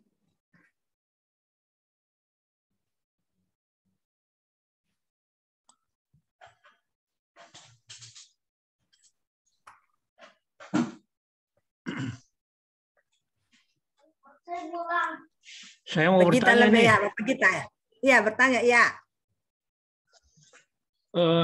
Selamat malam dokter. Saya perkenalkan nama saya Bapak Gita atau Simon Sembiring. Kebetulan dulu istri saya stroke, ya. Tapi kondisi kesehatannya waktu itu umumnya dia tekanan darah rendah. Akan tetapi dia punya penyakit hepatitis. Jadi waktu itu sendiri saya berpikir kok bisa kena stroke gitu dokter. Apa mungkin orang yang tekanan darah rendah bisa kena dapat stroke? Itu yang pertama. Yang kedua adalah mengenai tensi juga, di mana orang mengatakan, ada sebagian mengatakan bahwa sejalannya dengan umur maka tekanan darah rendah yang sudah tua umumnya 140. Apa memang demikian? Yang ketiga, apakah faktor lingkungan, maksud saya faktor cuaca, akan mempengaruhi tekanan darah tinggi? Karena saya perhatikan, kalau saya di Bandung, pada umumnya tekanan darah saya agak tinggi dibandingkan kalau di Jakarta. Apakah temperatur ini akan mempengaruhi tekanan darah seseorang? Memang secara ilmu fisika, itu bahwa makin rendah temperatur tentunya pemuaian makin kecil, tapi makin tinggi temperatur sekitar, ya tentunya pemuaian barang itu makin besar. Nah, kira-kira demikian, Ibu Dokter. Terima kasih. Ya, terima kasih Pak Gita Sembiring. Sudah berarti menyimak tadi ya isi pembicaraan kita mengenai tensi rendah dengan stroke. Tadi udah kita bicarakan, faktor resiko stroke itu tensi tinggi, Pak, bukan tensi rendah. Kalau tensi rendah udah jelas bukan faktor risiko stroke, berarti kita harus cari yang lain. Apakah ada misalnya kencing manis kah, kolesterol tinggi dan lain-lain, ya. Kalau orang hepatitis saja saya pikir bukan faktor risiko secara langsung. Tapi kalau hepatitisnya itu sudah berkembang menjadi sirosis, pengerasan liver begitu. Nah, sirosis itu kadang-kadang berhubungan dengan trombosit rendah sehingga lebih mudah terjadi perdarahan. Perdarahannya bisa terjadi di mana saja dan itu bisa juga kena di otak. Saya nggak tahu persis keadaan waktu itu istri Bapak hanya hepatitis saja atau ada sesuatu yang lain, saya kurang paham. Nah, jadi itu kira-kira mengenai tensi rendah bukan faktor risiko stroke. Lalu mengenai apakah orang umurnya udah tambah banyak itu tensinya batasnya jadi naik. Nah, yang tadi saya udah bicarakan, secara konsensus tidak ada. Tapi memang sekarang ini kadang-kadang ada penyesuaian tergantung dari keadaan pasien secara keseluruhan. Nah, biasanya dinilai oleh dokter penyakit dalam atau dokter jantung, Pak. ada kriterianya begitu ya. Tapi karena kita belajar bersama-sama di sini secara umum, jadi saya kasih guideline-nya secara umum saja supaya mudah diingat. Kalau nanti pakai kondisi-kondisi ya jadi bingung nanti. Jadi kita ambil satu aja, 140-90 kalau ada seperti itu segera ke dokter begitu ya. Nah, kemudian yang ketiga mengenai temperatur. Tidak ada hubungannya temperatur dengan tensi. Yang harus dicek itu apakah tensi Bapak itu dipakai sama di Bandung dan di Jakarta. Karena kalau tensinya beda, hasilnya bisa beda. Nah, kemudian juga yang harus diperhatikan pada saat mengukur tensi itu adalah keadaannya. Tidak boleh setelah beraktivitas. Jadi harus dalam keadaan istirahat. Itu akan jauh lebih baik, lebih menggambarkan apa yang ada di badan Bapak. Kira-kira gitu, Pak. Terima kasih, Bu Dokter. Ya, makasih, Pak. Ya, cukup. Makasih, Dokter Mes. Sekarang ke penanya kedua lagi. Siapa yang mau nanya?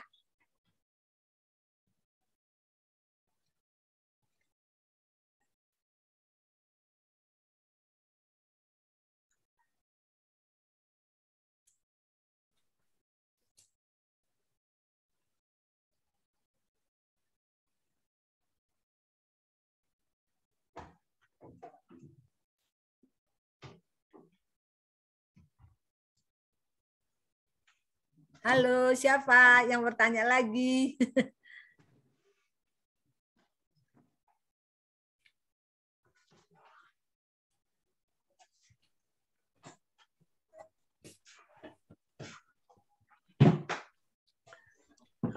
Kalau belum ada, saya sambung lagi, Bu Dokter. Ya. Jadi pengalaman saya juga, saya sebetulnya punya darah tinggi ya. Tapi kadang-kadang seperti saya katakan tadi, kalau saya di Jakarta, tekanan darah saya itu mungkin 120, 130. Tapi begitu saya di Bandung, ya itu akan meningkat. Ya. Padahal alatnya itu digital, saya pakai Omron, apa namanya itu lupa saya, yang digital. Omron. Nah, kadang-kadang pada pengukuran pertama tinggi, tapi kedua makin menurun. Apakah pengaruh dari alat itu sendiri, mungkin baterainya atau bagaimana? Karena sekarang saya lihat di rumah sakit pun orang menggunakan digital karena itu ada praktis. Betul. Dan umumnya saya lihat, seperti dokter jantung saya mengatakan bahwa kalau pakai digital umumnya tolong 3 kali. Tapi saya lihat di rumah sakit sekali dari susternya udah cukup. Nah, gitu. Itu juga barangkali ya mungkin ini karena pengalaman saya dokter. Karena saya sendiri pagi saya mengukur, siang saya mengukur, malam saya mengukur, dan saya buat grafiknya. Nah, jadi kebetulan kalau soal gitu saya agak jelimet. Jadi saya punya grafik tensi saya selama ini supaya kejadian istri saya tidak terjadi terhadap saya. Gitu kebetulan dulu istri saya juga orang Boromeus. Oh gitu ya Pak. Ya. Baik. Nah, ya jadi gini ya Pak. Mengenai tensi tadi Pak, ya saya sih menyarankan mengukur nggak usah sehari 3 kali Pak. Kalau Bapak sudah terkontrol baik, tensi bisa diukur misalnya sehari sekali saja udah cukup, dibuat data, atau Bapak juga kontrol ke dokter mungkin bisa sebulan sekali atau 2 bulan sekali kalau tensinya udah terkontrol baik ya. Nah kemudian mengenai tensi yang berbeda, kalau biasanya sih kita ngukur tensi itu memang kadang-kadang diulang. Kalau Bapak bilang tensinya itu berubah terus setiap kali pengukuran, alatnya harus juga Pak, harus diperiksa juga. Ya betul. Jadi dikalibrasi, dilihat dulu apakah itu alatnya konsisten atau tidak. Nah, kalau di rumah sakit kita mengukur sekali karena alatnya setiap beberapa saat sekali kami mengkalibrasi. Jadi kami yakin pada saat mengukur itu keadaan baik. Nah, kemudian faktor yang lain yang bisa bikin tensinya itu makin lama makin menurun dalam 3 kali pengukuran adalah yang pertama kali pada saat mengukur, Bapak baru habis jalan dari mana, duduk langsung ukur. Yang kedua, Bapak duduk udah lebih lama daripada yang pengukuran pertama. Yang ketiga, lebih lama lagi. Jadi masa istirahat Bapak lebih baik, hasilnya lebih baik. Itu kemungkinan yang lain. Tapi di atas semuanya, alatnya harus dikalibrasi dulu, Pak. Kalau menurut saya gitu, Pak. Tapi saya impor lagi, tapi dari pemeriksaan pertama, pengukur pertama cuma selisih. Begitu dicatat, diukur kedua, menurun begitu Bu Dokter. Makanya saya juga bingung gitu. Jadi nggak ada selisih. Kalaupun dihitung selisihnya paling setengah menit. Ya. Nah, lantas yang kedua, karena nggak ada yang menanya, saya tanya aja terus nih. Ya nggak apa-apa ya kan? Bukan saya dominan. Nah, jadi apakah faktor pikiran atau seperti saya, kalau saya kurang tidur atau capek, itu akan tensi akan naik. Kadang-kadang saya dari Jakarta naik mobil aja, padahal saya duduk tenang aja, itu sampai di Bandung rasanya tensi saya naik gitu. Bisa naik 20. Artinya kalau di Jakarta 130 sampai di Bandung bisa 150. Apakah ada faktor-faktor yang lain atau pikiran atau rasa cemas atau capek atau kurang tidur? Tapi pengalaman saya, kalau saya kurang tidur, tensi akan naik. Terima kasih dokter. Ya, kalau cemas sudah jelas Pak. Kalau cemas itu akan naik tensinya. Kalau capek, tensi juga bisa naik. Makanya tidak disarankan Bapak datang dari Jakarta ke Bandung lalu langsung Bapak tensi. Tidak. Mungkin besok atau lusa baru Bapak tensi sehingga keadaan menjadi stabil baik. Bukan lagi cerita terlalu capek gitu loh Pak. Ya, jadi itu harus dilihat secara berulang gitu ya. Terus kata saya juga jangan menensi sehari berkali-kali Pak. Nanti itu punya kecenderungan pengen berhenti obat kalau udah kayak gitu. Karena nanti bagus, nanti jelek, saya jadi pusing kapan saya harus minum obat dan tidak. Jadi lebih baik pilih aja 1 kali sehari, ditensi setiap hari rutin, Bapak boleh bikin catatannya, kasih lihat ke dokternya sebulan sekali pada saat Bapak kontrol. Nanti dokter menentukan, oh ya ini oke, stabil, tidak perlu ganti obat, tidak perlu naik dosis misalnya. Itu akan lebih baik untuk Bapak. Faktor emosional betul Pak, bisa bikin tensi naik. Orang nangis, orang cemas, orang ketakutan, terlalu gembira, itu semua tensinya naik Pak. Satu lagi dokter, yang terakhir nih. Baik Pak. Kenapa orang kena stroke biasanya di kamar mandi? Satu. Yang kedua, itu karena tekanan darah tinggi pada umumnya pagi hari, baru bangun. Itu faktor apa yang menyebabkannya? Padahal kita kan tidur, istirahat. Tapi justru tekanan darah atau tensi biasanya secara umum pagi hari tekanan darahnya lebih tinggi dibandingkan dengan waktu-waktu yang lain. Terima kasih dokter. Ya, kalau mengenai kenapa di kamar mandi, enggak sih Pak sebetulnya. Ada juga pasien yang lagi naik sepeda, ada Pak. Jadi nggak selalu harus di kamar mandi, tapi mungkin timingnya pagi hari itu yang Bapak bilang ya.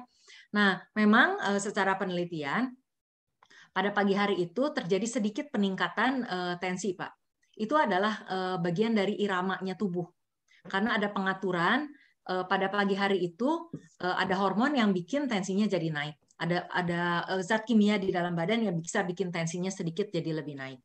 Tapi itu biasanya naiknya juga tidak terlalu bermakna. Tapi itu memang betul, Pak. Pagi hari sedikit lebih tinggi dibandingkan pada siang hari. Oke, terima kasih Bu Dokter. Ya, makasih Pak. Terima kasih Dr. Mei atas semua jawabannya. Diberi kesempatan lagi, siapa yang mau bertanya? Saya mau nanya ini. Ya, beri kesempatan. Ya, terima kasih buat dokter. Andre. Ya, terima kasih buat dokter. Dua-duanya dokternya hebat. Terus yang saya tanya, ingin tahu gini, pasien stroke yang lebih dari 2 tahun itu kira-kira masih bisa disembuhkan enggak? Kalau tadi aku lihat Dokter Tamariska tadi penyembuhan itu yang paling gampang bulan pertama sampai 2 bulan pertama lah begitu. Selanjutnya lebih susah. Nah ini sekarang pasiennya udah lebih dari 2 tahun mungkin terbaring terus gitu. Apakah mungkin ada bisa penyembuhan lagi itu? Terus penyembuhannya itu terapi apa kira-kira begitu? Itu aja kayaknya. Terima kasih. Pak, terima kasih Pak pertanyaannya. Ya, jadi penyembuhan stroke yang paling cepat itu adalah 3 bulan pertama, Pak. Yang pertama, kemudian yang kedua 3 bulan kedua. Jadi yang paling cepat sebetulnya 6 bulan. 6 bulan pertama itulah paling baik kita mengalami perubahan-perubahan pada pasien-pasien stroke. Nah, kalau sudah di atas 6 bulan, apalagi sudah 2 tahun, untuk penyembuhannya lagi, penyembuhan secara fungsional ya, itu sudah susah, Pak.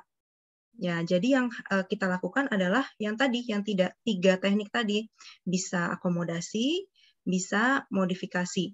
Nah, misalkan tadi pasiennya sudah 2 tahun berbaring saja di tempat tidur. Ada nggak nih terapi supaya pasiennya bisa berjalan lagi? Nah, seperti itu ya. Harus dilihat dulu kekuatan ototnya lagi, Pak. Yang membuat pasien stroke ini selama 2 tahun terbaring, apakah murni karena otot-ototnya lemah, misalkan ya, atau misalkan ada gangguan secara kognitif, ya, sehingga membuat pasiennya itu untuk mengeksekusi gerakan menjadi tidak bisa, ya, atau menjadi malas, tidak bisa berpikir, sehingga membuat pasien itu di tempat tidur aja terus. Nah, itu tadi untuk bisa berjalan lagi, mungkin kalau misalkan kekuatan ototnya masih ada, ya, kita secara medis itu kekuatan otot kita bagi menjadi 5, 0, 1, 2, 3, 4, 5, ya. Paling tidak untuk berjalan baik itu kita butuh kekuatan otot itu 4. Ya, nah kalau misalkan kekuatan ototnya, misalkan ada 4 nih ya kekuatan ototnya, mungkin masih bisa diajak untuk berjalan. Tapi kalau misalkan kekuatan ototnya masih 2, masih 3, atau rata-rata misalkan 1 ya. Sementara stroke itu kan stroke sebetulnya kan hanya satu sisi ya.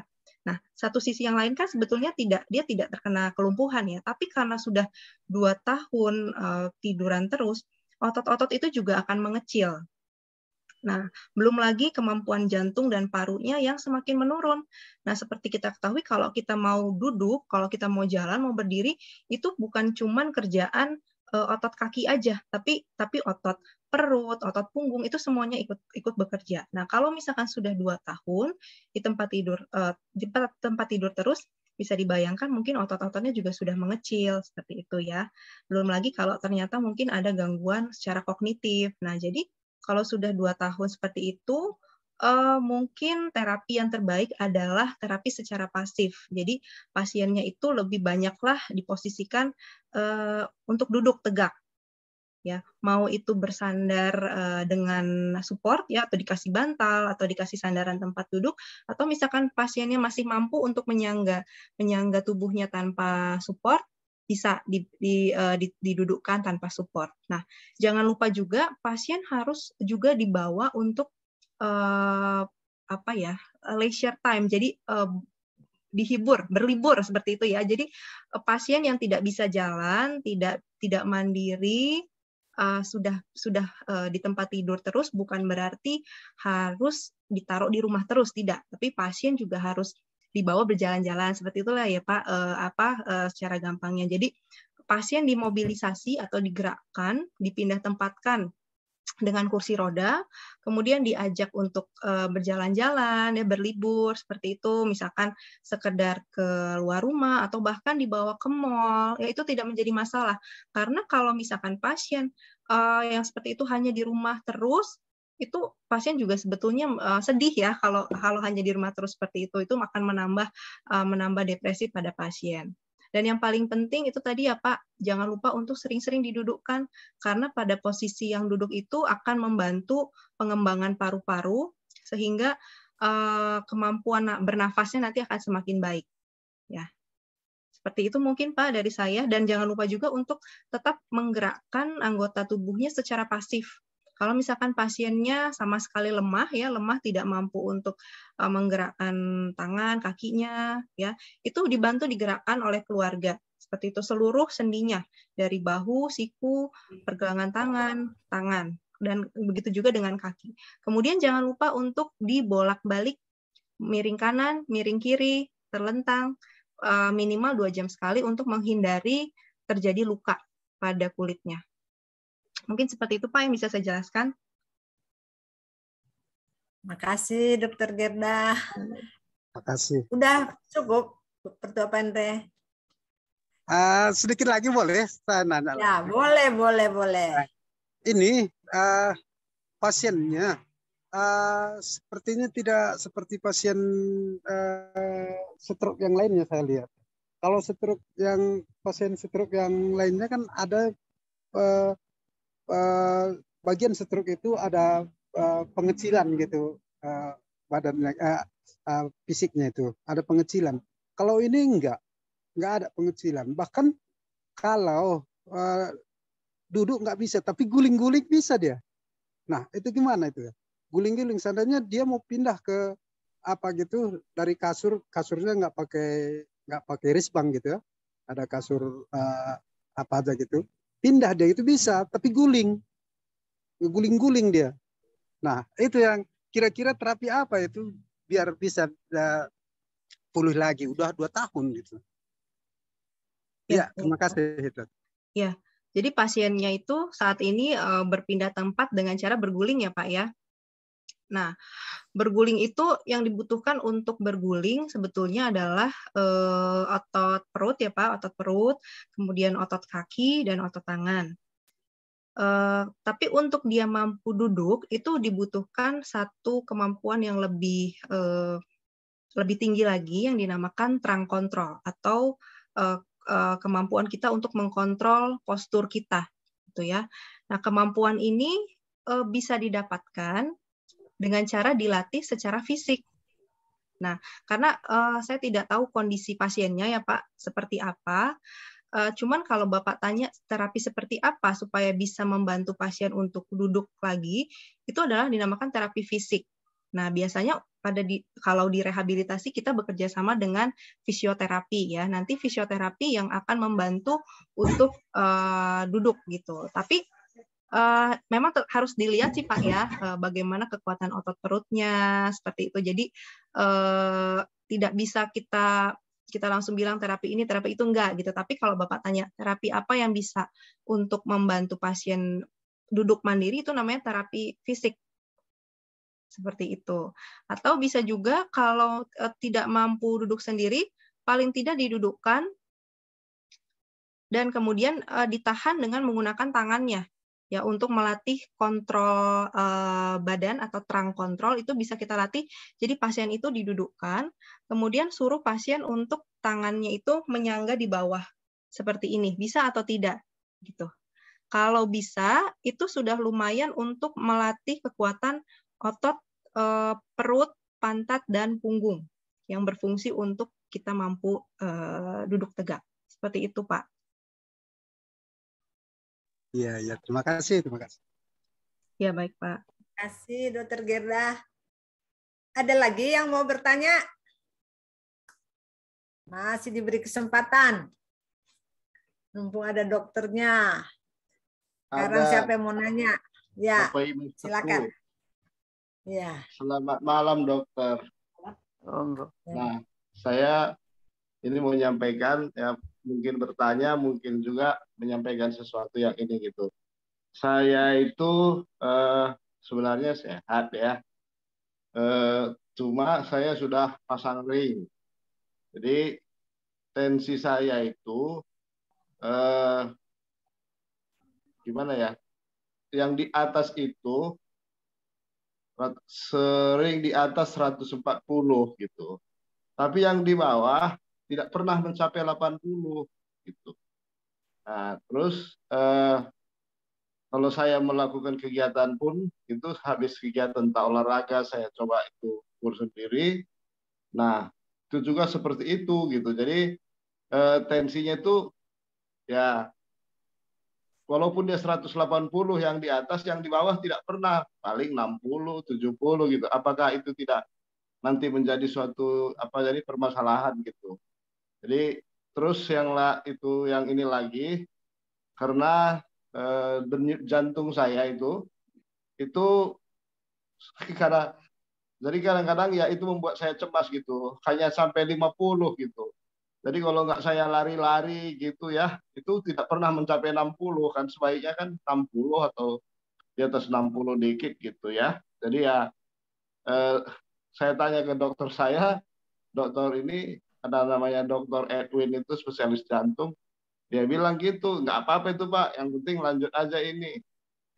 Apakah itu benar gitu? Terus ada juga teman bilang, udah nggak usah takut, tensi kalau sekarang kalau menurut aturan Amerika sudah 160 itu kondisi usia 60 tahun itu sudah hal biasa. Apakah itu benar? Nah, terus yang satu lagi yang ingin saya sampaikan, mungkin untuk semua jemaah Bandung Timur, tangan saya ini suka kaku gitu, jari saya. Jadi seperti dokter bilang tadi jangan dimanjakan, ya saya setuju sekali gitu. Jadi saya sudah duda lah ya. Nah, jadi selama ini kegiatan aktivitas nyuci piring apa segala macam saya tidak serahkan kepada orang lain. Saya kerja sendiri, ternyata ada untungnya. Untungnya itu tangan saya, jari saya tidak pernah kaku lagi gitu. Jadi dikirain orang saya rajin banget.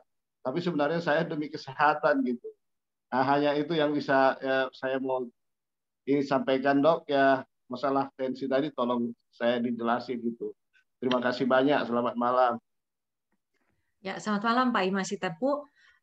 Mengenai tensi, kalau saya dengar bahwa Bapak itu udah ada pasang ring segala, itu memang harus dikonsulkan dengan lebih detail terhadap dokter jantungnya, Pak. Yang tadi saya bilang, kita bicara di sini itu secara umum. Kalau Bapak itu adalah kasus khusus karena Bapak itu udah sudah dapat pasang ring jantung gitu, jadi keadaan jantungnya pasti sudah istimewa. Ya, jadi mengenai tensinya itu Bapak masih, saya harapkan masih minum obat dengan rutin tentu saja, nggak boleh menghentikan tiba-tiba begitu obatnya, dan juga nanti ditanyakan lagi sama dokternya, termasuk dengan denyut nadinya. Karena denyut nadi itu memang secara rata-rata orang itu 60 sampai 100 kira-kira ya, tapi ada orang-orang tertentu tuh memang punya denyut jantung yang lebih rendah, Pak. Nah, jadi apakah Bapak itu ada dalam kategori itu? Nanti dilihat dari gambaran jantungnya, dari USG jantungnya, kemudian dari rekaman EKG-nya, rekam listrik jantungnya. Itu semua akan nilai secara menyeluruh oleh dokternya. Mengenai tensi, bedanya jauh antara tensi sistolik dan diastoliknya juga itu harus dilihat dari gambaran USG jantungnya. Kalau setahu saya sih Pak, nanti bisa ditentukan sama dokternya. Mungkin ada bagusnya Bapak bicara lagi dengan dokter Edwin-nya, supaya dapat penerangan lebih jelas mengenai hal tersebut. Tapi kalau dokter Edwin bilang ada apa-apa, berarti beliau sudah melakukan penilaian, saya yakin Pak. Gitu kira-kira Pak. Oke, itu kata orang Karo, penetap ukur dokter bujur melala. Makasih. Makasih Dr. Mei. Sekarang termin pertama sudah selesai. Kita buka termin kedua. Siapa yang mau bertanya lagi? Beri kesempatan. Kolom chat ada tuh Bi, bertanya tentang obat hipertensi.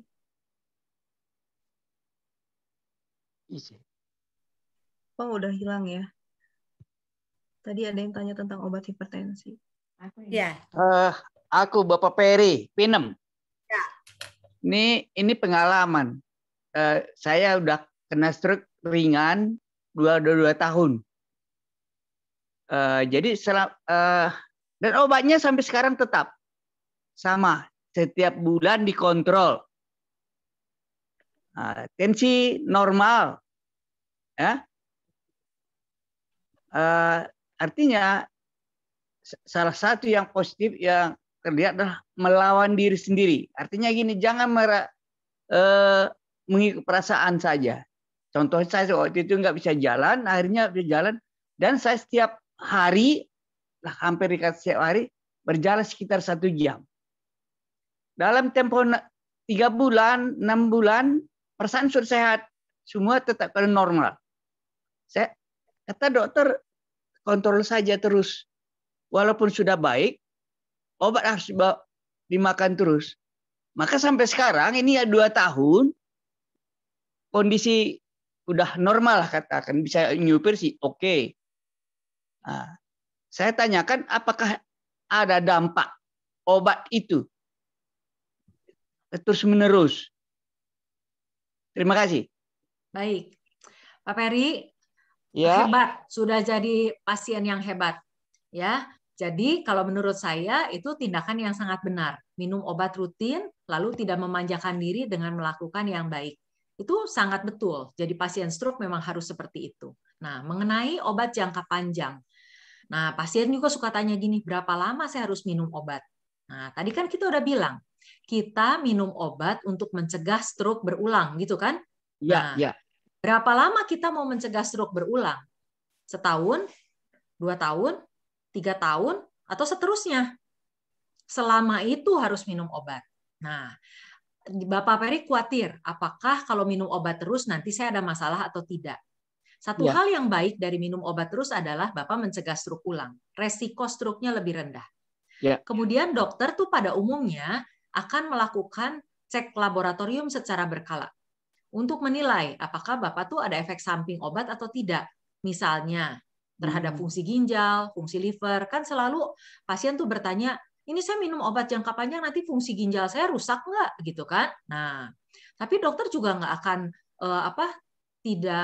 tidak mempedulikan hal itu. Dokter selalu peduli. Jadi secara berkala dokter akan mengajukan cek laboratorium untuk menilai, oh ya oke, masih bagus semuanya. Berarti obat bisa diteruskan. Lalu lihat lagi efek samping obat, misalnya apa? Obat pengencer darah tuh pada orang-orang tertentu kadang-kadang suka bikin sakit lambung misalnya, atau perdarahan lambung. Tapi kalau pada Bapak tidak timbul, nggak usah dikhawatirkan, gitu kan? Ya, jadi minum saja terus. Yang penting stroke-nya tidak kejadian lagi. Ya, itu yang lebih baik. Jadi Bapak sudah melakukan yang baik, dilanjutkan saja kontrol teratur dan minum obatnya ya Pak. Oke, terima kasih Dok. Ya Pak Peri, baik-baik, sehat-sehat. Yuk. Oke. Makasih dokter. Diberi kesempatan lagi, 2 lagi penanya.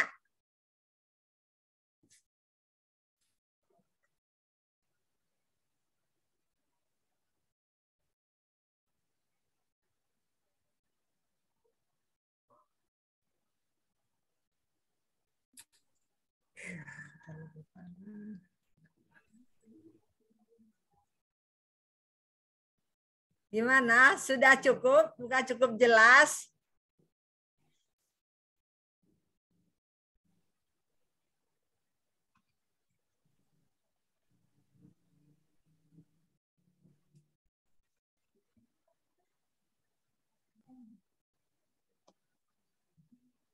Halo, gimana?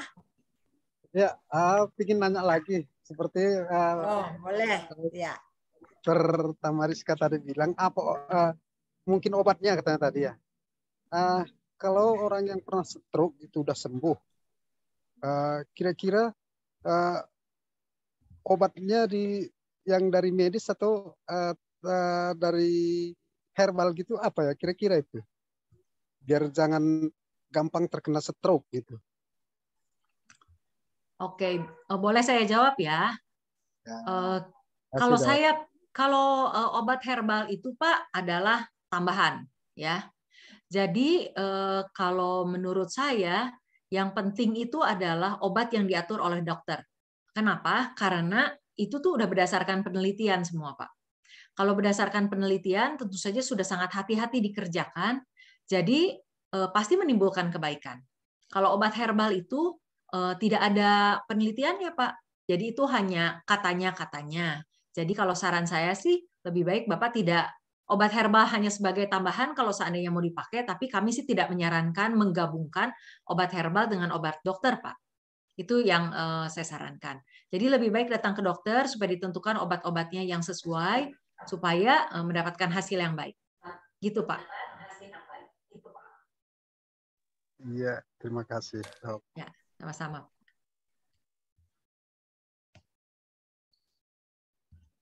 Kasih dokter. Ada lagi yang mau bertanya? Masih diberi kesempatan.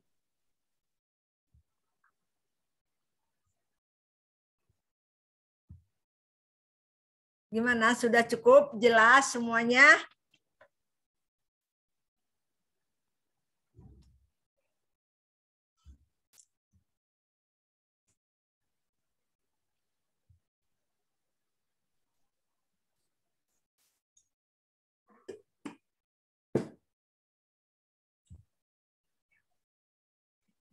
Berarti kalau sudah cukup jelas, kalau nggak ada lagi yang bertanya, kita akhiri berarti winner.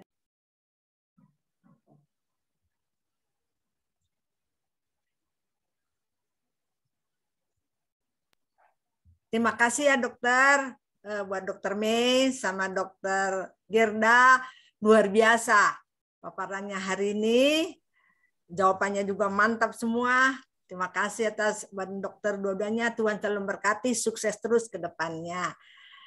Untuk itu sebelum kita akhiri, nanti kita bernyanyi dulu, nanti terakhir kita ditutup sama ucapan terima kasih dari Ketua Bidang Diakonia Bandung Timur. Sekarang sebelumnya kita nyanyi dulu, saya minta tolong Pertua Pak Rafael nge-share lagunya.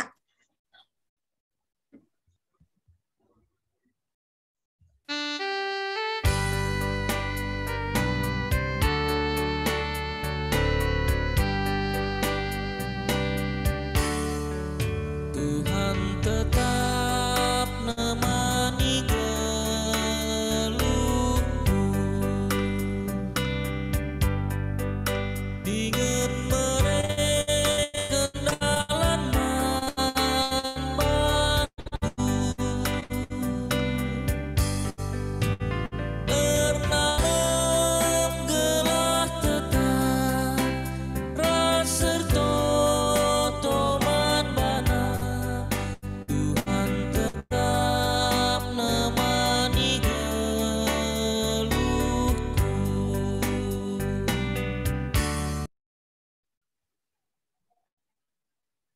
Terima kasih buat kita semua juga yang hadir dalam pertemuan kita lewat Zoom ini. Begitu juga terima kasih buat pendeta dan dua narasumber kita dan semua yang kita hadir di sini. Luar biasa, kita hari ini dapat ilmu yang baru, tambah wawasan kita. Semoga ini sangat bermanfaat buat kita semua, khususnya dulu jemaat Bandung Timur ini. Terima kasih. Untuk itu saya serahkan ke Ketua Bidang Diakonia untuk mengucapkan terima kasih dan doa penutup. Terima kasih. Ya, sekali lagi kami mewakili Jemaat Bandung Timur mengucapkan terima kasih buat narasumber pada malam hari ini yang sangat luar biasa pemaparannya ya buat Dr. Melia dan Dr. Gerda. Tuhan berkati kiranya dalam pekerjaan baik pun dalam keluarga.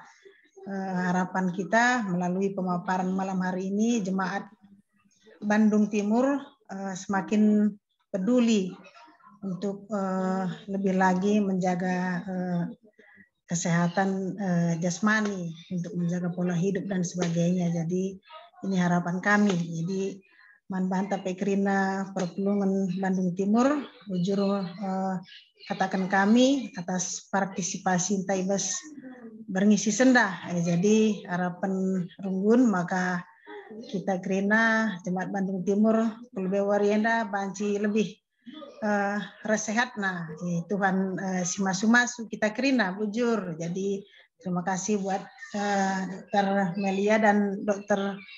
Gerda atas pelayanannya malam hari ini. Jadi kita tutup, mari kita bersatu di dalam doa, kita berdoa. Bapa kami yang di surga, terima kasih ya Tuhan acara kami malam hari ini ya Bapa sudah bisa berjalan dengan baik.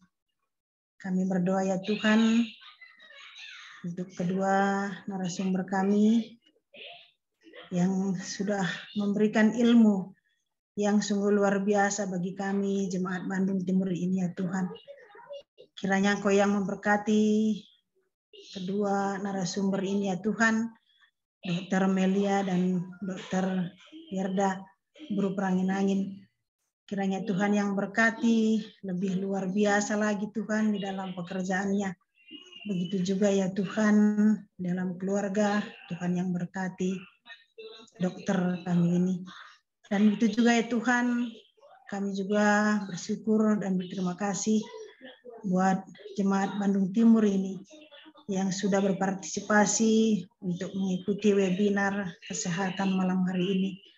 Tuhan kiranya memberkati kami semua Tuhan, agar kiranya kami semakin dimampukan lagi dan kami lebih mengerti bagaimana kami seharusnya untuk menjaga kesehatan kami ya Bapa.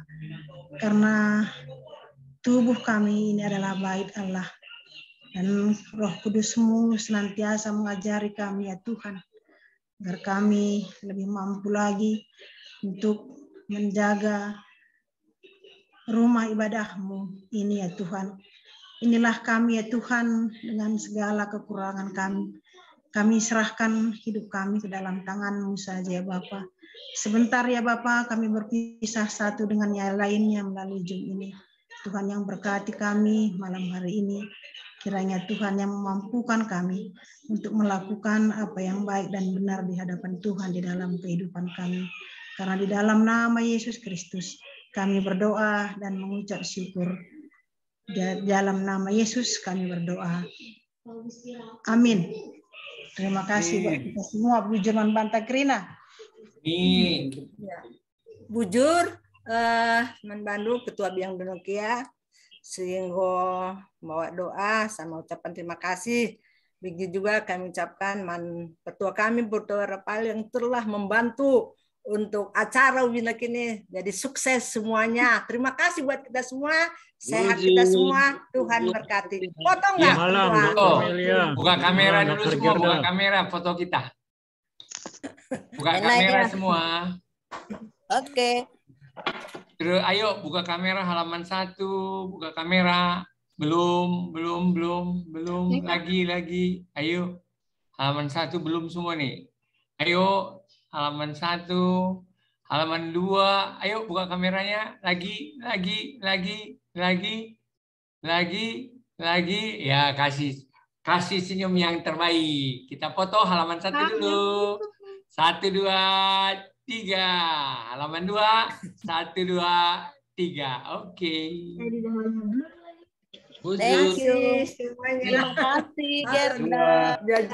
Terima kasih. Salam sehat. Dapat. Terima kasih semua. Ya.